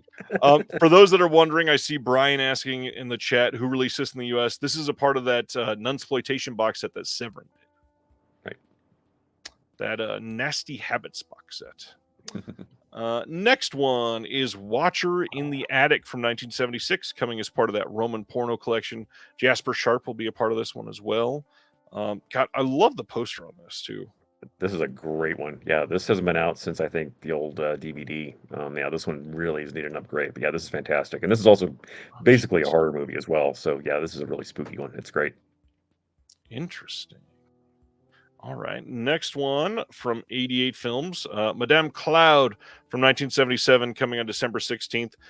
This is a Just Jakin title. Cult Epics released this one in the U.S. a year and a half ago, 2 years ago, something like that. Yeah. Cult Epics doing great stuff. So is 88 Films. Too many good things. Speaking of too many. Oh boy. November 19th. I'm gonna go get a beer. Can you excuse me for a second? Well, maybe get 3. Sony Pictures releasing the Frank Capra at Columbia collection. Now, this is where it gets interesting because this is a mix of 4K and Blu-ray titles. There are 20 films here. 9 of them are in 4K UHD. And they all have special features on them. They all are coming in their own box, as you can see here. Lots of discs coming in this set. I'm very impressed that they're giving us bonus features that are brand new on many of these. It's not something that was totally expected. Now, the hard part, 2 of these that we're getting in 4K in this box were in the Columbia Classics volume, I think it was 1 and 3, something like that. But those ones did not have any Dolby Vision. So, of course, they had to upgrade it in this box set to make you feel like you're getting something different. So now, if you've got those other box sets, you'll probably still feel compelled. This has so many titles. Going through these quickly. So This Is Love from 1928. The Way of the Strong from 28. That Certain Thing from 28. Submarine from 28. The Younger Generation from 29, Flight from 29, Ladies of Leisure from 1930, Rain or Shine from 30, Dirigible from 31, The Miracle Woman from 31, Platinum Blonde from 31, American Madness from 32, The Bitter Tea of General Yen from 32, Forbidden from 32, Lady for a Day from 33, It Happened One Night from 34, Mr. Deeds Goes to Town 36, Lost Horizon from 37, so many Instagram posts. You Can't Take It With You from 38. Mr. Smith Goes to Washington from 39. Frank Capra, Mr. America, a brand new documentary from 2024. It is 92 minutes long, so feature length, and seems like a really great doc. Huge, massive box set. This is crazy. Hit me with all of your feelings there, Nathaniel. Well, I think what shocked me was actually Submarine, I believe, is one of the UHD titles, which I think that would make this the earliest American title to hit 4K, I believe. I can't think of one earlier than that. I mean, I know we've had like Dr. Caligari, from Germany, but I can't think of any Hollywood movies that have hit UHD that were made before that one. So that's wild. Yeah. What about some of the bonus films in that Columbia Classics Volume 5? Are any of those earlier? Because I don't think any of those were actual 4K though. I don't believe. The bonus ones, there's a couple of them that are. Maybe, yeah. I have to go back and look. But I think as far as like a standalone release, so this is like they're going further back, so it's kind of encouraging. So I hope they 28. keep doing that. Yeah, I can't think of one prior to that. It's pretty impressive, I got to say. This is a this is a wild set, and it kind of makes me even more like disappointed they wound up not putting out that UHD of Meet John Doe. Right. Because like God, the timing would have been perfect. So they kind of missed the boat on that one. It's too bad. Sivner says this is the ultimate dad box set for the holidays. Adam is happy, says great box set. Chris is guessing $250 USD. What are you thinking this is going to cost, Nathaniel? Well, yeah, I mean, if you look at what the Three Stooges set cost, and that was only Blu-ray. I mean, that was in the 200s. So yeah, probably about 250. That sounds about right. I was earlier thinking maybe 200. But then just the sheer number of discs in this and the fact that they're going individual cases, that's a lot of materials. It's probably going to be 225, 250, somewhere around there. Yeah. Like I said, just based on the Stooges is kind of where I'm thinking that's probably where it's going to wind up heading. And I will say, beautiful looking box. Not putting it down at all. This is something that I have to applaud Sony, who continuously is the one major studio that seems to put a lot of love and affection into not only just catalog titles, but like foundational studio starting major important titles from their past. Yeah. Like, why doesn't Warner Brothers do this for the Eastwood set? I mean, like, Right? that, like, come on. It's a no-brainer. Like, I don't get it. yeah. There's so much that Warner Brothers specifically owns that they could have killed. Anyways. Straight from Frank Capra to Sweden porno blonde animal. Did you do this on purpose? 88 films. Again, in the UK, this is coming as part of their Roman porno collection. This is a Japanese take on the Swedish sin phenomenon. I will share this cover art got me temporarily banned from Facebook for about 12 minutes earlier today. I was gonna say, have you ever had a week with more black boxes on the artwork? No. This is the most by far. Sand Hamwich is here, says, wow, I've listened to so many Nathaniel Thompson commentaries. Nice to see his face. Hello. I have one. Couch has laughed at the transitions. I swear I did not plan it. Next up is a deluxe edition of Sex and Zen coming on December 16th on Blu-ray in the UK. This is a big deal because this Cat 3 film is uncut and remastered for the very first time. The previous releases of this looked god-awful. Very, very hopeful that this looks pretty good. Yeah.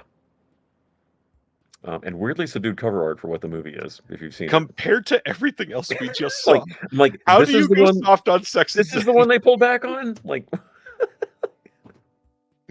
oh, man. Speaking of censorship, let's look at Virgin Witch, which alone has 4 black boxes on it.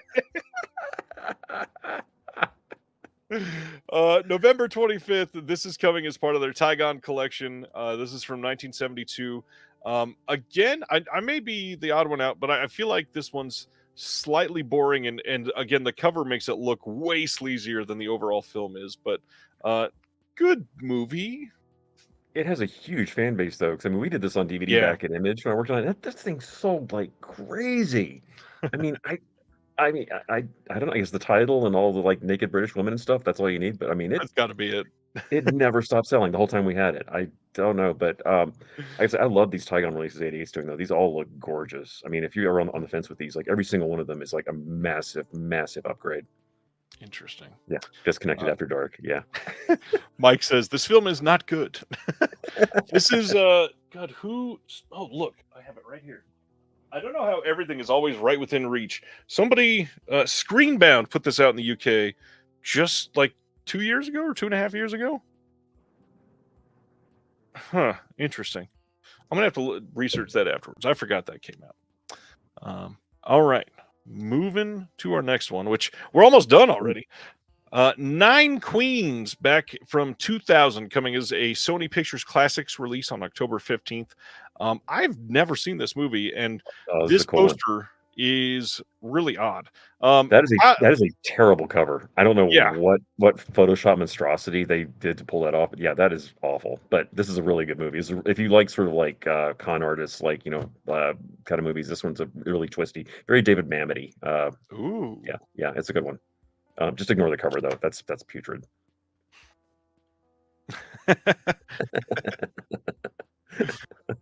Man. Next up, Sony Pictures Classic Secret Ballot on the same day. Have you seen this one too? I've not seen this one. That's too bad. This one says award winner at 5 international film festivals. Secret Ballot is a satirical comedy that humorously sheds light on the universal discrepancies of the voting process. We don't need that right now. And gender differences. It's election day on a remote island off the coast of Iran, and a ballot box is parachuted to shore. An unnamed soldier is assigned to escort a female bureaucrat to gather votes. Together, they embark on a chaotic journey, turning the island upside down, desperately seeking anyone's vote. There is more to the secret ballot than the two could ever imagine. I wonder if there's any strategy to releasing that 3 weeks before voting. You think? Oh, man. I love right after that cover, TB Kane says, graphic design is my passion. But can you do a new cover for 9 Queens while you're at it? Please. Please. All right. Las Vegas Hillbillies from 1966 is coming on Blu-ray from VCI on December 10th. It's odd that they did it in this order, but this is the film that came before the one that they just recently put out. What is the full title? Hillbillies in a Haunted House. Hillbillies in a Haunted Haunted House. Yeah. Yeah. Hillbillies in a Haunted House, which honestly looked way better than expected on Blu-ray. It looks stupidly great. I'm hoping this one looks good. I've never seen this one. We got Jane Mansfield in this one. Have you seen this one too? I have, yeah. This is like, for some reason, this was like a very popular VHS back in the day. It was in like every video store. I don't know why. That and Haunted House. Yeah, like Blockbuster Video stocked heavy on these. I don't know why. Like Movie Gallery, Hollywood Video, and all them, they all bought in on this. Who knows? Interesting. But yeah, it's a fun one. I mean, it's a musical comedy. You know what you're getting. Of course, Jane Mansfield. November 26th, we are getting a 4K and DVD release from Dark Arts Entertainment of the record holder for the least amount of money made in a theatrical run ever for Zzyzx Road or Zzyzx Road, however you want to say that. I grew up in Barstow, California, which is literally only about 45 minutes to an hour away from this fabled road in the middle of the desert.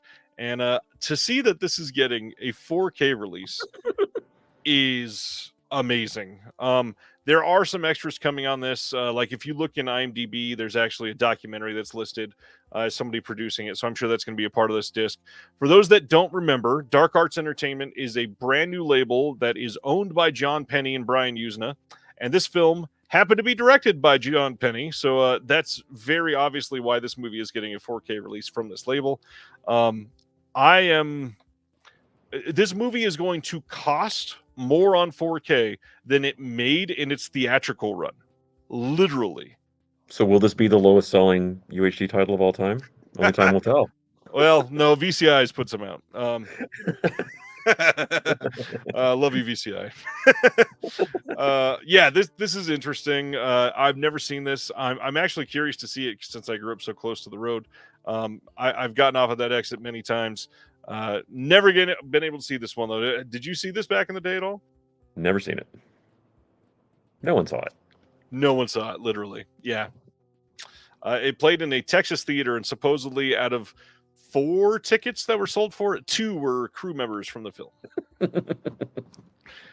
Last announcement for the week, December 17th, Discotech is releasing Digimon the Movies. This is the first 3 movies from Digimon on Blu-ray, and these are fixed from dubs that were just awful previously, supposedly. All 3 movies uncut with a new dub with the original cast.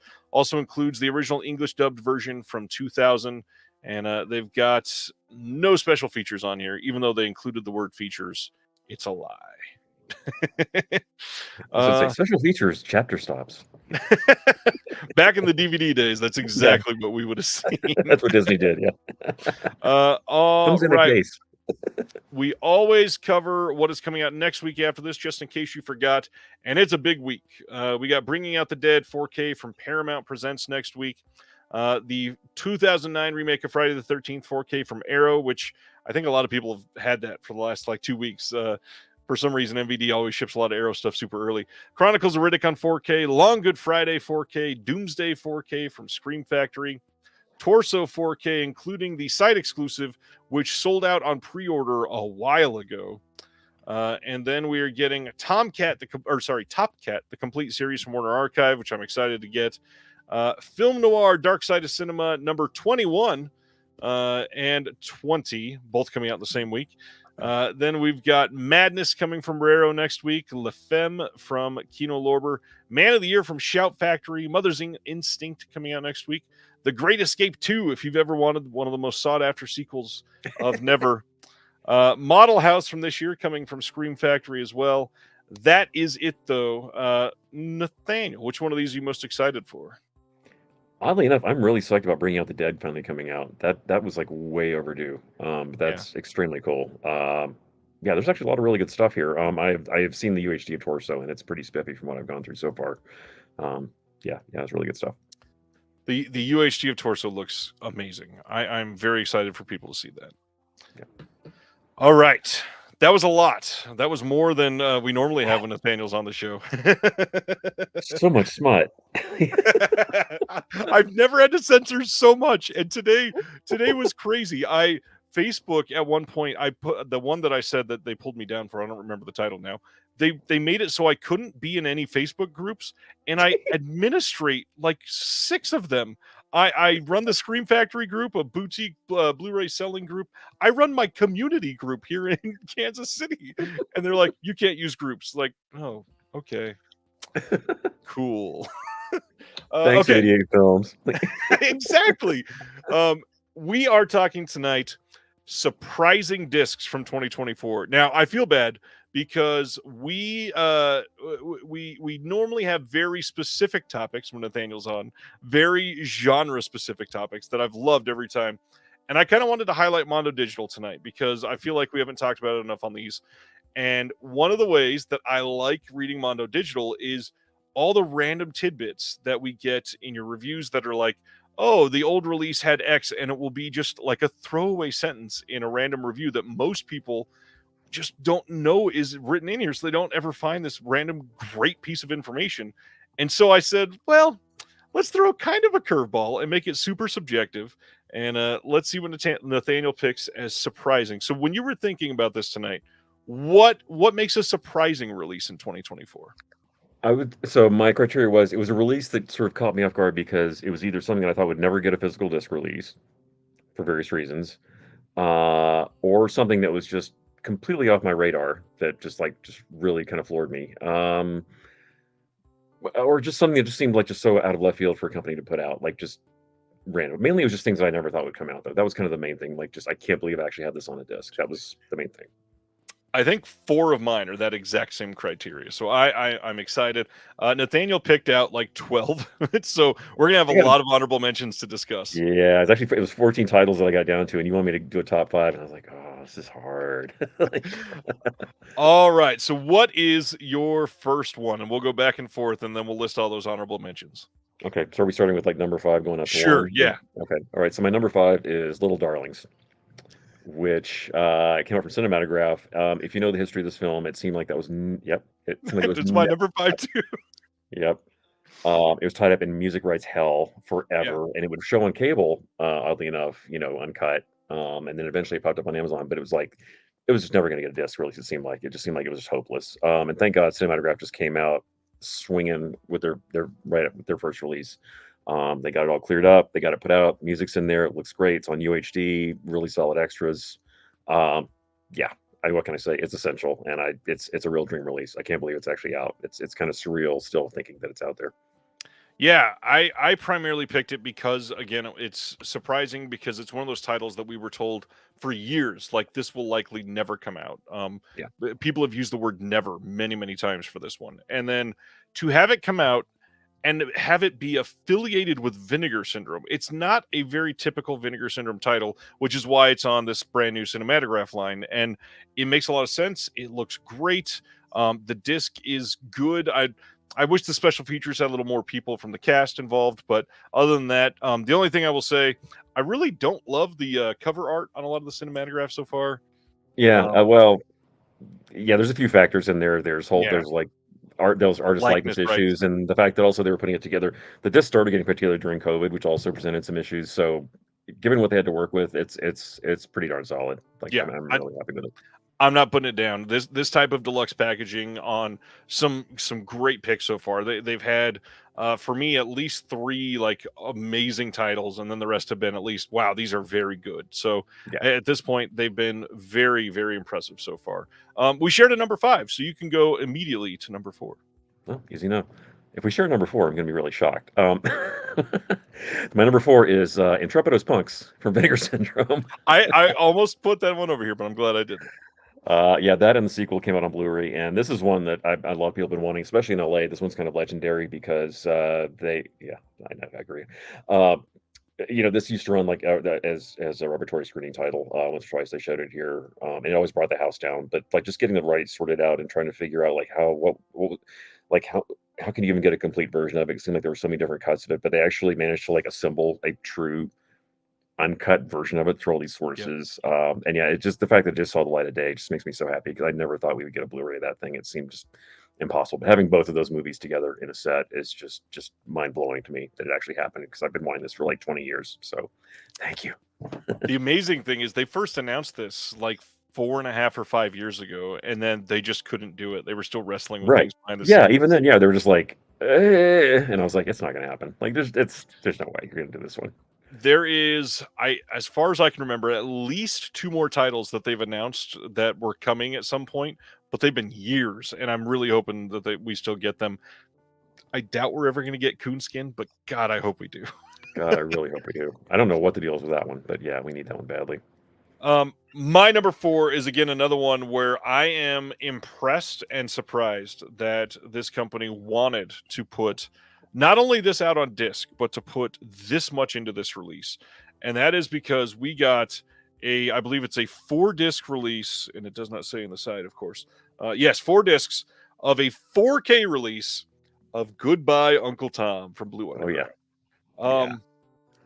I don't even know how to explain how surprising this is because there are so many extras on this. The fact that the movie looks better than it ever should have, probably, Yeah. and it's 2024, and this is getting an impressive boutique release, is nothing short of surprising. It is amazing that a company like Blue Underground, who a lot of people have critiqued for only putting out stuff that they've released previously, would put so much new into a film like Goodbye Uncle Tom. Now, the other thing, I was very surprised that it was so expensive. However, It I is worth understand.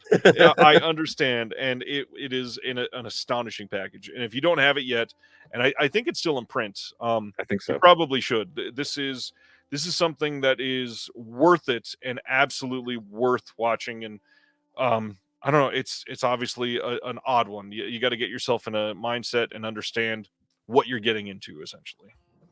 And the Italian version, the fact they got both cuts in 4K was really Yeah, surprising. But make sure you watch the Italian version because it clarifies a lot about what they're trying to do with the movie. yeah. Because when you watch the English language version, you're like, this is completely insane. Like, I don't even know how to process this. All right, sir. Number 3. Alrighty. My number 3 kind of gave it away earlier. It's because I put the review up today just in time. Is Blonde on a Bum Trip from Distribpix. If you know the Distribpix library, it's sort of been stuck in home video hell for a very long time. We managed to get a few DVDs from them, mainly just the adult film stuff. But they have this amazing exploitation library of stuff that is not hardcore. That hasn't been around since the VHS days when they had a very brief window where they did stuff with something weird on VHS, and they've been just locked it behind a gate ever since then. But this is one of the craziest ones. It has this just amazing, just banging soundtrack. It is just a wild drug exploitation movie. It's so great. Anybody who saw this on VHS has never forgotten it. And but thankfully, Vinegar Syndrome has them. It's kind of like Distribpix is sort of like in between the Melusine line and Vinegar Syndrome. This one kind of like I'm not even sure where it slots in exactly because you can find it on both sites. So I don't know what you Right. want to call it. But it's not a porn movie. It's not even remotely close. But it's just amazing. And they did the packaging for this thing is just bonkers. The fact they went this all out on it is just nuts to me. But I cherish this release. And I'm so happy that it happened. I mean, I'm so excited that Something Weird has continued to be such a prolific presence over these last couple of years. It's something that obviously, with the person that was spearheading it not being a part of things anymore, could have quietly went in the background, and yet, man, she has carried on a legacy and then some, and I'm so excited about that. Yeah, like what the stuff. I mean, we're getting like just dream titles every month from Yeah. that catalog. It's the gift that keeps on giving. We get a question from Hilton. How excited are you that anything if Russ Meyer is coming from Severin? It's I crazy. can't even put it into words. I'm so excited. I can't stand it. Like, I can't wait to find out what they have. Like, obviously they have Super Vixens, but do they have 4 titles? Do they have 9 titles? Do they have 1 title? We don't know. It'll be a while before we find out, though. My number 3. There's a few reasons why I'm very surprised by this. This is an MBD Rewind release of Hardware Wars. Now, this is surprising that a company went through the trouble of marketing this as a main release when Hardware Wars is literally 13 minutes long. Now, Yeah. the bonus features, it makes the disc worth it. It is absolutely worth the pickup. It's a fairly cheap release.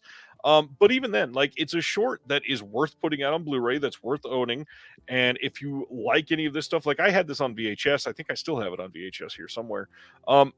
The fact that this is a brand new 2K restoration of Hard Wars is mind-blowing to me. Never expected that to exist. They put this together in one of the better MVD Rewind packages from this year.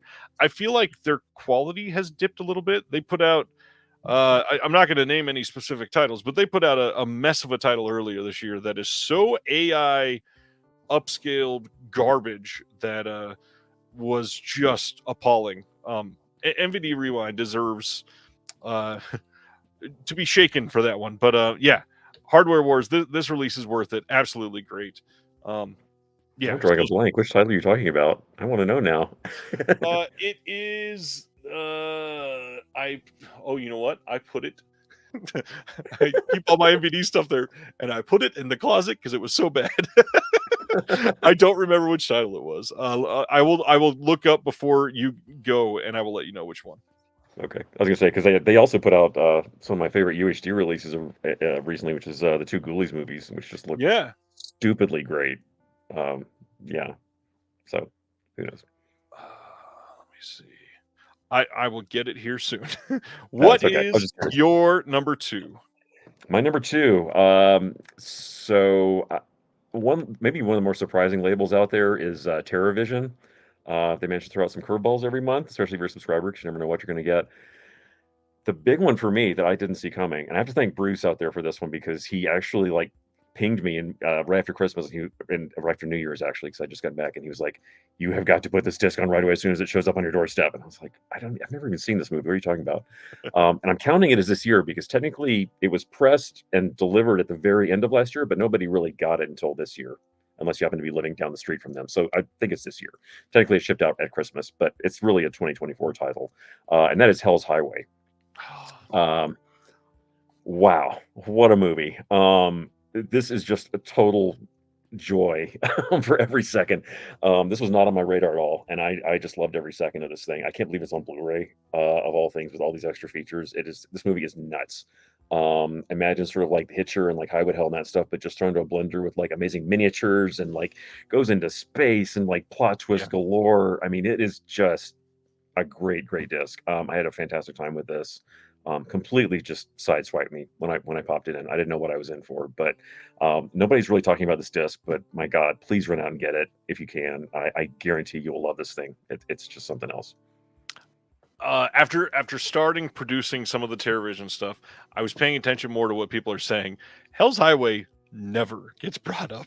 I know It is because no one puts it in. They look at the cover and they're like, "I'll get to it at some point." And you're subscribing. right. Don't just please put it in, please. It is incredible. Look at that. Sam says Hell's Highway is my first TerraVision release. Absolutely love it. Phoebe Dollar's great in it. Absolutely, yeah, Hell's Highway is an SOV gem. yep. Amazing. So I found it. The MVD Rewind title is Hail Caesar.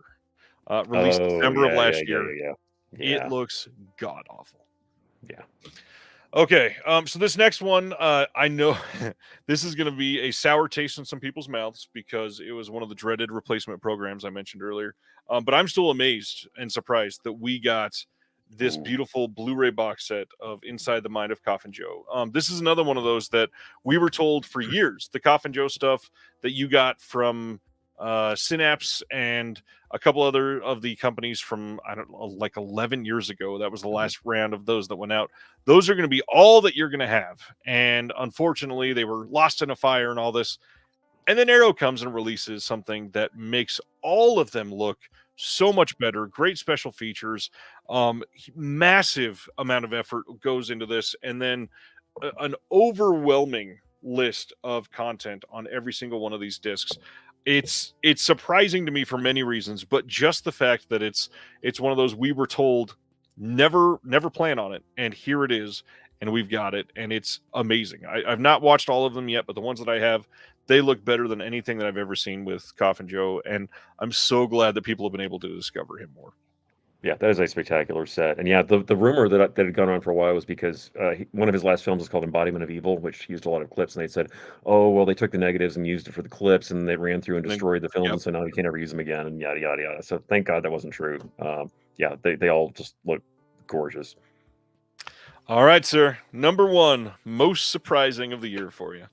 All right, the one import title, the one movie that I can't believe is actually on disc and that I have in my hands, and when I die, I want to be buried with this disc because I'm still in shock, and that is Hell's a Poppin' from Germany. Nice, yeah. Um, this movie is amazing. It has only been out there in god awful quality bootlegs. I mean, just like dupes of dupes of dupes off TV.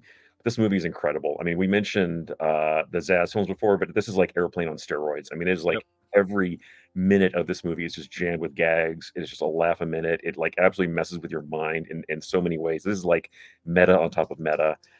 It starts off with a musical number in hell, and it just gets crazier from there. Yeah, it's just a phenomenal film. But the German Blu-ray looks great. It has a really great making of on there, and it will never come out in the U.S. It's stuck in legal hell because of the theatrical production that it was based on, and Jerry Lewis and this whole legal thing that it's involved in, and it's not going to happen. So that's probably all we're ever going to get, but that's fine. It's a cheap disc. You can get it from Amazon Germany or whatever retailer you want, region free, and yeah, it's just yeah, I'm still just in absolute shock that that movie's on Blu-ray. People sleep on a lot of the German retailers a lot, but funny enough, they are one of the countries where the rights are a little less in limbo on many of these titles. There's stuff Yeah. that's been released over there that will never come out in the U.S. other than this one. Places like Wicked Vision, places like Turbine, places like PlayOn. But this one is from Anolis, who Eugenio works on a lot of their titles Mhm. as well. And it's licensed They're from Universal. I mean, the Universal logo's on it. They could do that. I mean, it's a legit release. They gave him the mastery, yeah. Mhm. It's wild that they've been able to do as much as they could over there. Please pay attention to Germany. A lot of their stuff is region free, and a little like pro tip for a lot of people that don't know: most of these German companies they put English subtitles on their films, but they Yep. don't advertise it because they're not supposed to have English subtitles. They Yep. just do it quietly. So check it out. Check out the Blu-ray.com forums if you really want to verify first. It is worth seeking out many of these for sure. Especially a lot of their UHDs, because there's some you might sleep on because it doesn't say it on the specs, like right around the rain. But they're on there. Oh, that was perfect. Okay, so my number one, this is probably less surprising as a release itself, but I am always impressed when like Radiance can come on the scene and their first three titles, everybody looks at them and goes, "Oh, they are here. They know what they're doing. This is going to be incredible." I was blown away and so very surprised by the first release from Celluloid Dreams. Oh yeah. This UHD is one of the best looking discs of the entire year, and not enough people talk about it. It is a fun film. It is a wonderful movie. Obviously, a lot of us have talked about this before. Is one of the better Jalos, but the 4K disc. This is it cannot be explained how beautiful something like this. It is genuinely surprising that it could look this good. I am just absolutely astonished by it. I do have to throw in. I wanted to have a bonus because I've done so much of TerraVision and I've done so much for this disc specifically. But I had to say, I feel the same way about Nail Gun Massacre. This movie never should have looked this good, and this UHD, even though the first reel of this they filmed it rather blue, but the rest of this movie is beautiful. Bonus features like crazy, but the 4K specifically, Nail Gun Massacre never should have been this lush, this textured. It is a gorgeous disc. Anyways, love Celluloid Dreams. I'm so excited for Black Belly of the Tarantula, and they're working on another title to come out first before that. Nobody knows what it is yet, other than Howard S. Berger. If you're still watching, tell me what it is. And please, please support Celluloid Dreams. Support good companies that are putting out titles that we were told would never come out. It's still amazing to me that we're getting some of these. Yeah, that release just blew me away. I couldn't believe how good it was, and also the commentary is one of the best of the year. Great commentary. Absolutely. I cannot wait to see if it gets enough love in the Shelf Shock Rewind Awards next year because it deserves it. It is It, definitely up there for me. yeah, it should. That's a great release. All right, sir. Let's hear about these honorable mentions. All right. Let me just run through them. Just list them off real fast. No, spend some Or time. Exactly all what you right. love. Okay. Well, next up, I'm gonna say Severin, The Mummy and the Curse of the Jackals. How this got onto Blu-ray off the negative that they found at a freaking estate yard sale. Everything about this release is just ridiculous. If you watch the feature, they explain how this happened. But I mean, this was a movie that was like treated like trash on VHS and just vanished after that. It's shot in Vegas. If you're a monster movie fan, this thing is amazing. They have it's a great release. I'm just kind of floored that it's actually out there, and it just looks stupidly great. When they Um, announced this, I went and found it was a really poor quality version, but it was up on YouTube, and I saw like 8 minutes of it and went, "Oh my god, this looks amazing! I have to get this." it is just wild. I mean, just to see like guys in like in Von Stravis just shuffling down the Vegas Strip and like just people just being like,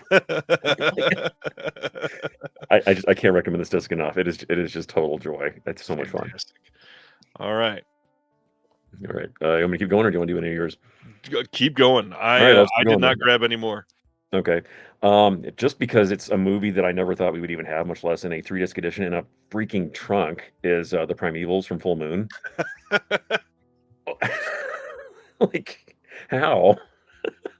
I don't know what else I can say. I mean, this was a movie that never really got completed, and they not only Right. finished it, but they've actually given you 2 cuts and just an insane amount of extras. I think one of the most just overboard packaging jobs I've ever seen in my entire life. If you've seen what it looks like on the Full Moon It's site. huge, yeah, and then Yeah, it's Umbrella is doing a huge release of it, and then for those I know there was a lot of people upset that the Full Moon thing was super limited. They did just announce a standard version of the 3-disc yeah. version. I'm saying version a lot now, it sounds like not a real word. That's coming out in January of next year, so if you wanna wait, you can get, like, a cut down version of just that, and, that's good for everybody, so, yeah. Next up, back to Vinegar Syndrome again. They've got a couple more in here. The Mark and Erotic Passion, which is a double feature of technically they're under the Melusine banner. I mean, they are technically hardcore, but they're not porn movies. They're these two Right, really cool, stylish crime movies from Greece. One with Vegeta Wilson, and they're both really fun. They're really good movies. They just happen to have because Greece is kind of like Brazil. They would occasionally just like throw sex into their movies just because that's right. what people wanted for some reason. I don't know why, but it's not very much. So if you're averse to that kind of thing, I would still say check these out because they're actually like really good thrillers. They're very sort of like Giallo-esque, sort of like French crime films and all that kind of stuff. It's kind of all smushed together, but they're really, really good. I'm afraid people are going to kind of miss the boat on this one because they're going to think it's porn, and they're really not. But the fact that they're like on Blu-ray from the negatives is just like staggeringly insane. I hope they keep doing this kind of stuff because yeah, that was just not one that I saw coming at all. And it's just a fantastic release. I am sort of disheartened by how many it seems like literally never go and check the Melusine site. Now that they're Yeah, not on the same website, they just are forgotten. And sure, quite often the adult titles took way longer to sell out than the regular titles. However, they didn't take as long as they're taking on Melusine right now. And it feels like there's many people that would have purchased them if they were on the Vinegar Syndrome site, which doesn't make sense, but yeah. check it out. Yeah. But if you're not like a regular Melusine customer, like please give this one a shot. Like I really can't recommend it enough. It's Yeah. a really cool double feature. Next up, back to Germany. A Valerian, another movie that will probably never come out here because the music rights are absolute hell. Valerian Borowczyk's The Streetwalker, aka Lamarche from Play Ah, On, in an insanely stacked special edition with a director's cut, which I had never even seen before. I didn't know that what we had was a producer's cut. We actually get 2 different versions of it, and the packaging doesn't mention it, but it has English subtitles. Um, but this is kind of an outlier. It has Sylvia Christel and Joe D'Alessandro. It is a just gorgeous, like modern day kind of dreamy Paris film drama that he did. But the soundtrack is just nuts. It's got like 10cc and like Elton John and like all this stuff. And the soundtrack of this thing is nuts. But it's only cleared in Europe, which is why it's never come out over here. And probably never will unless Cinematograph wants to take a stab at it. But I can't imagine that happening. right. But it's such a cool movie. And the fact that we have this like deluxe edition of it just kind of blows my mind. Yes, Crazy. I agree. It does need a Blu-ray. Come on, I guess that's VCI's court. Is that what happened Probably. someday? Yeah.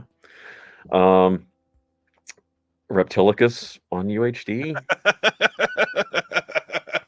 With the original cut too. with the Danish cut. what else can I say? I don't know. Right. Like, it happened. We live in a strange world. It is so odd. I thank you, Vinegar Syndrome. I think. I don't know. I'm still trying to process that one that actually happened. Great release though, just Pretty really impressive. great. Um, Death Squad from Mondo Macabro. Yes. Fantastically trashy, nutso French crime film with like maybe the most shocking title card I've ever seen for a movie. It's oh my god, this movie's so much fun. And the fact they even did a limited UHD on it and it's out on Blu-ray now. Um, please get this one. It's very entertaining. A lot of people don't even know what this thing is, but it is just a total riot from start to finish. It's so much fun. One of their best for sure. Yeah, it is. It is really great. Um, Agfa pulling one out of the blue. This one is porn, flat out, but it's wild. Sex Demon.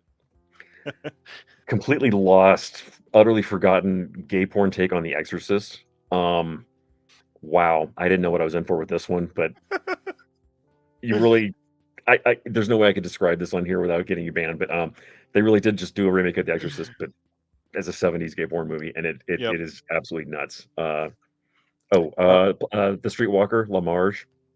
If you look up La Marge on Amazon.de, you'll find it. Or just type Sylvia Crystal Blu-ray. It'll be the first one that pops up. Or Blu-ray.com. Change your icon at the top to the world, Right. and then type that in, and Germany. you'll But yeah, great release. Another label of mine that I really love. They're not as prolific as I wish they were, but Le Chat Fume. Yeah. They put out some really great stuff lately. But the one that really threw me was the Mad Heart or Le Corfu. If you love like Andrei Zlovsky, that kind of thing, this is right in that wheelhouse. It's got that kind of same kind of like just crazy kinetic camera style to it. It's just kind of like another one of those sort of tragic love stories out in the woods in France, but it is like one of the most visually stunning movies I've ever seen. And I never even thought it would hit Blu-ray. I thought it was just a goner, and somehow they managed to drag up the negative, and it looks great. It's got English subs, again, region free, fantastic release. Don't know if it'll ever come out here. It deserves to, but I don't know. I wish more of their titles got English subs. So too many of them don't have them, and it unfortunately knocks out a lot of people. I will say, while I was visiting LA and got to see you, I stopped in CD Trader in Tarzana, and out of nowhere, I've never imagined this would be happening. I found Le Chat Quifume titles in a shop for sale on the shelves, and I was like, "This is amazing!" I was like, "It was heaven." So great to see that. Yeah, it was great. Keep an eye out. The Le Chat titles that I've been able to check out, they put so much love and attention into their releases. I wish more of them were English friendly, but they do great work. Yeah, but when they're English friendly though, you can pretty much buy with confidence because I don't think they put out anything bad that I can think of. Yeah, their track record is pretty immaculate. And last of all, another good Vinegar Syndrome shout out is Phase 4. The fact they actually reassembled the original Sal Bass director's cut. What a release! It's out in 4K. Just absolutely stacked. Has all of these. It's just great, like top to bottom. It kind of came out during a flurry of releases they were doing, where they were like dumping out so many titles a month. This one really got lost in the shuffle. Nobody's really talking about it that much, but if you don't have it, please grab it. The movie is fantastic, and the UHD looks great. And just having like the original ending back in the movie itself, along with some extra footage before that we didn't even know about before. It's a real miracle release, and I don't know how they pulled it off, but thank God. Yeah, Phase 4 is just absolute 10-star release in every way. There's been a lot of people complaining about the Vinegar Syndrome slate from this year, feeling like it's an underwhelming year for them. But there are certain ones like Phase You're 4, Silicus. The fact that a year ago, if you would have told me Vinegar Syndrome was going to do Phase 4, I would have definitely not agreed with that. I mean, they're a label that you would not have expected to have a title like that. But there's so many random things that they've done this year that are just, sure, maybe it wasn't the most strong month, but they put out this title, and that's very impressive. And the UHDs that they've done have looked stellar all year. Yeah, there's a lot. Phase 4 is an incredible film. Yep. So yeah, a lot of surprises this year. I mean, and I'm sure, and I mean, we're only in September. I mean, like, I'm almost afraid to see what's going to happen by December. It's nuts. Yeah, Black Friday coming up. Speaking of that, next week is the flash sale pre-order for their Black Friday sale already. And a lot of people don't even have the Severance summer sale shipment yet. So here we are. Lots of complaints incoming on that. commentary wise, Nathaniel has stuff coming out literally every Tuesday. Make sure you're following him if you like the way Nathaniel works on some of these titles. What's in the last year or so? What's the title that's been released with you on the disc that you are intensely proud of being able to talk about that film? Well, I mean, obviously, I mentioned Bloodline. That's going to be coming out very shortly, but that was a real special one for me. I'm really proud of the new track that I did with Troy for Opera for the Severn one that came out. Yeah. Which I know some people are kind of confused because, for various reasons, Troy and I did separate tracks on the old Scorpion release, but then we teamed up on this one. So, completely different track, but it's a really good one. I love that. Yeah, and there's a lot of new stuff in there. So even if you have the old ones, you need to get this one. But yeah, really happy with that one as well. Yeah, I know a lot of people are still waiting on that Severance stuff. And actually, I was really glad we got to do two of the in the Argento's deep cuts set that came out. Yeah. That's another surprising one. I had no idea that was going to be the 4-disc set when we did those. I knew they're doing the Door into Darkness series, but I didn't know that it was going to be that. Yeah. So when I saw the announcement, I was like, "Holy crap!" But yeah, those were really fun to work on as well. Getting to do 2 of the episodes of that was a really cool one. So hopefully some folks have gotten their copies. Again, that's another one nobody's really talking about all that much, but take a look because that thing is just absolutely just stacked beyond belief. As we close this, maybe an abnormal plea for somebody that is into physical media like this, but I really want to say one thing, and that is a lot of people and a lot of companies see a spike in sales when they first release something. The initial announcement, the pre-orders go crazy, it'll come out, and then it dies down, and people just don't go back and buy catalog titles all that often unless it's a sale. Sure, some things I understand waiting for sales. We're all poor. It's 2024. I totally get that. However, there's a lot of places like these smaller companies, like stuff that we mentioned tonight, like Mondo Macabro. There's a lot of older catalog titles that, sure, not a lot of people are talking about. Hunting Ground that they put out a couple years ago right now. All the limited red cases are sold out. Not very many people are buying the Blu-ray. Those movies are still great. Go check out catalog titles. I know that these brand new ones are exciting, and as hypocritical as this sounds, on a night when we talked about amazing, surprising titles from this year, check out some older titles. There's still some amazing films in print, and before you lose your chance to get them, it's a great time to pick them up and support those companies. I mean, those films still need to make money, and they need to be able to sustain, and if it's something that you're into, always support the company because they do great work. And I would say if you need more of a kick in the butt, just remember, go to eBay and look at what Mondo Macabro DVDs are selling for, and that money doesn't go to them. So buy the stuff now. Like, and Mondo Macabro has been killing it this year. I mean, Yeah. it's every month they've really been blowing it out of the water. I mean, with some really wild stuff. And we still got Cafe Flesh 4K coming. Thank God. Incredible. Well, Nathaniel, thank you so much for taking the time out on a Thursday night. I know you're a busy man, and this is rare, so I appreciate you being able to do this. Always a pleasure. Thank you for inviting me. Everybody else, come back next week. We're going to have the boys from the Almost Major podcast back, and we're going to be doing something fun next week. But on that note, thanks for everything you do, Nathaniel. Thanks for everybody for being here. And it feels like a short night, but I feel like we covered a lot of stuff tonight. So We sure did. Yeah, thank you again. And I hope next week has a lot fewer black boxes for you. I don't want you to keep getting in trouble. Well, Criterion announces in a couple days. We'll see how much they make me censor. Emmanuel box that. Oh, gosh, another one. Have a good week. We'll see everybody next Thursday. Thank you for watching The Disconnected. On the way out, make sure that you are subscribed to the channel, that you've liked the video, and that you've copied the link to be able to share it with someone else that may appreciate this.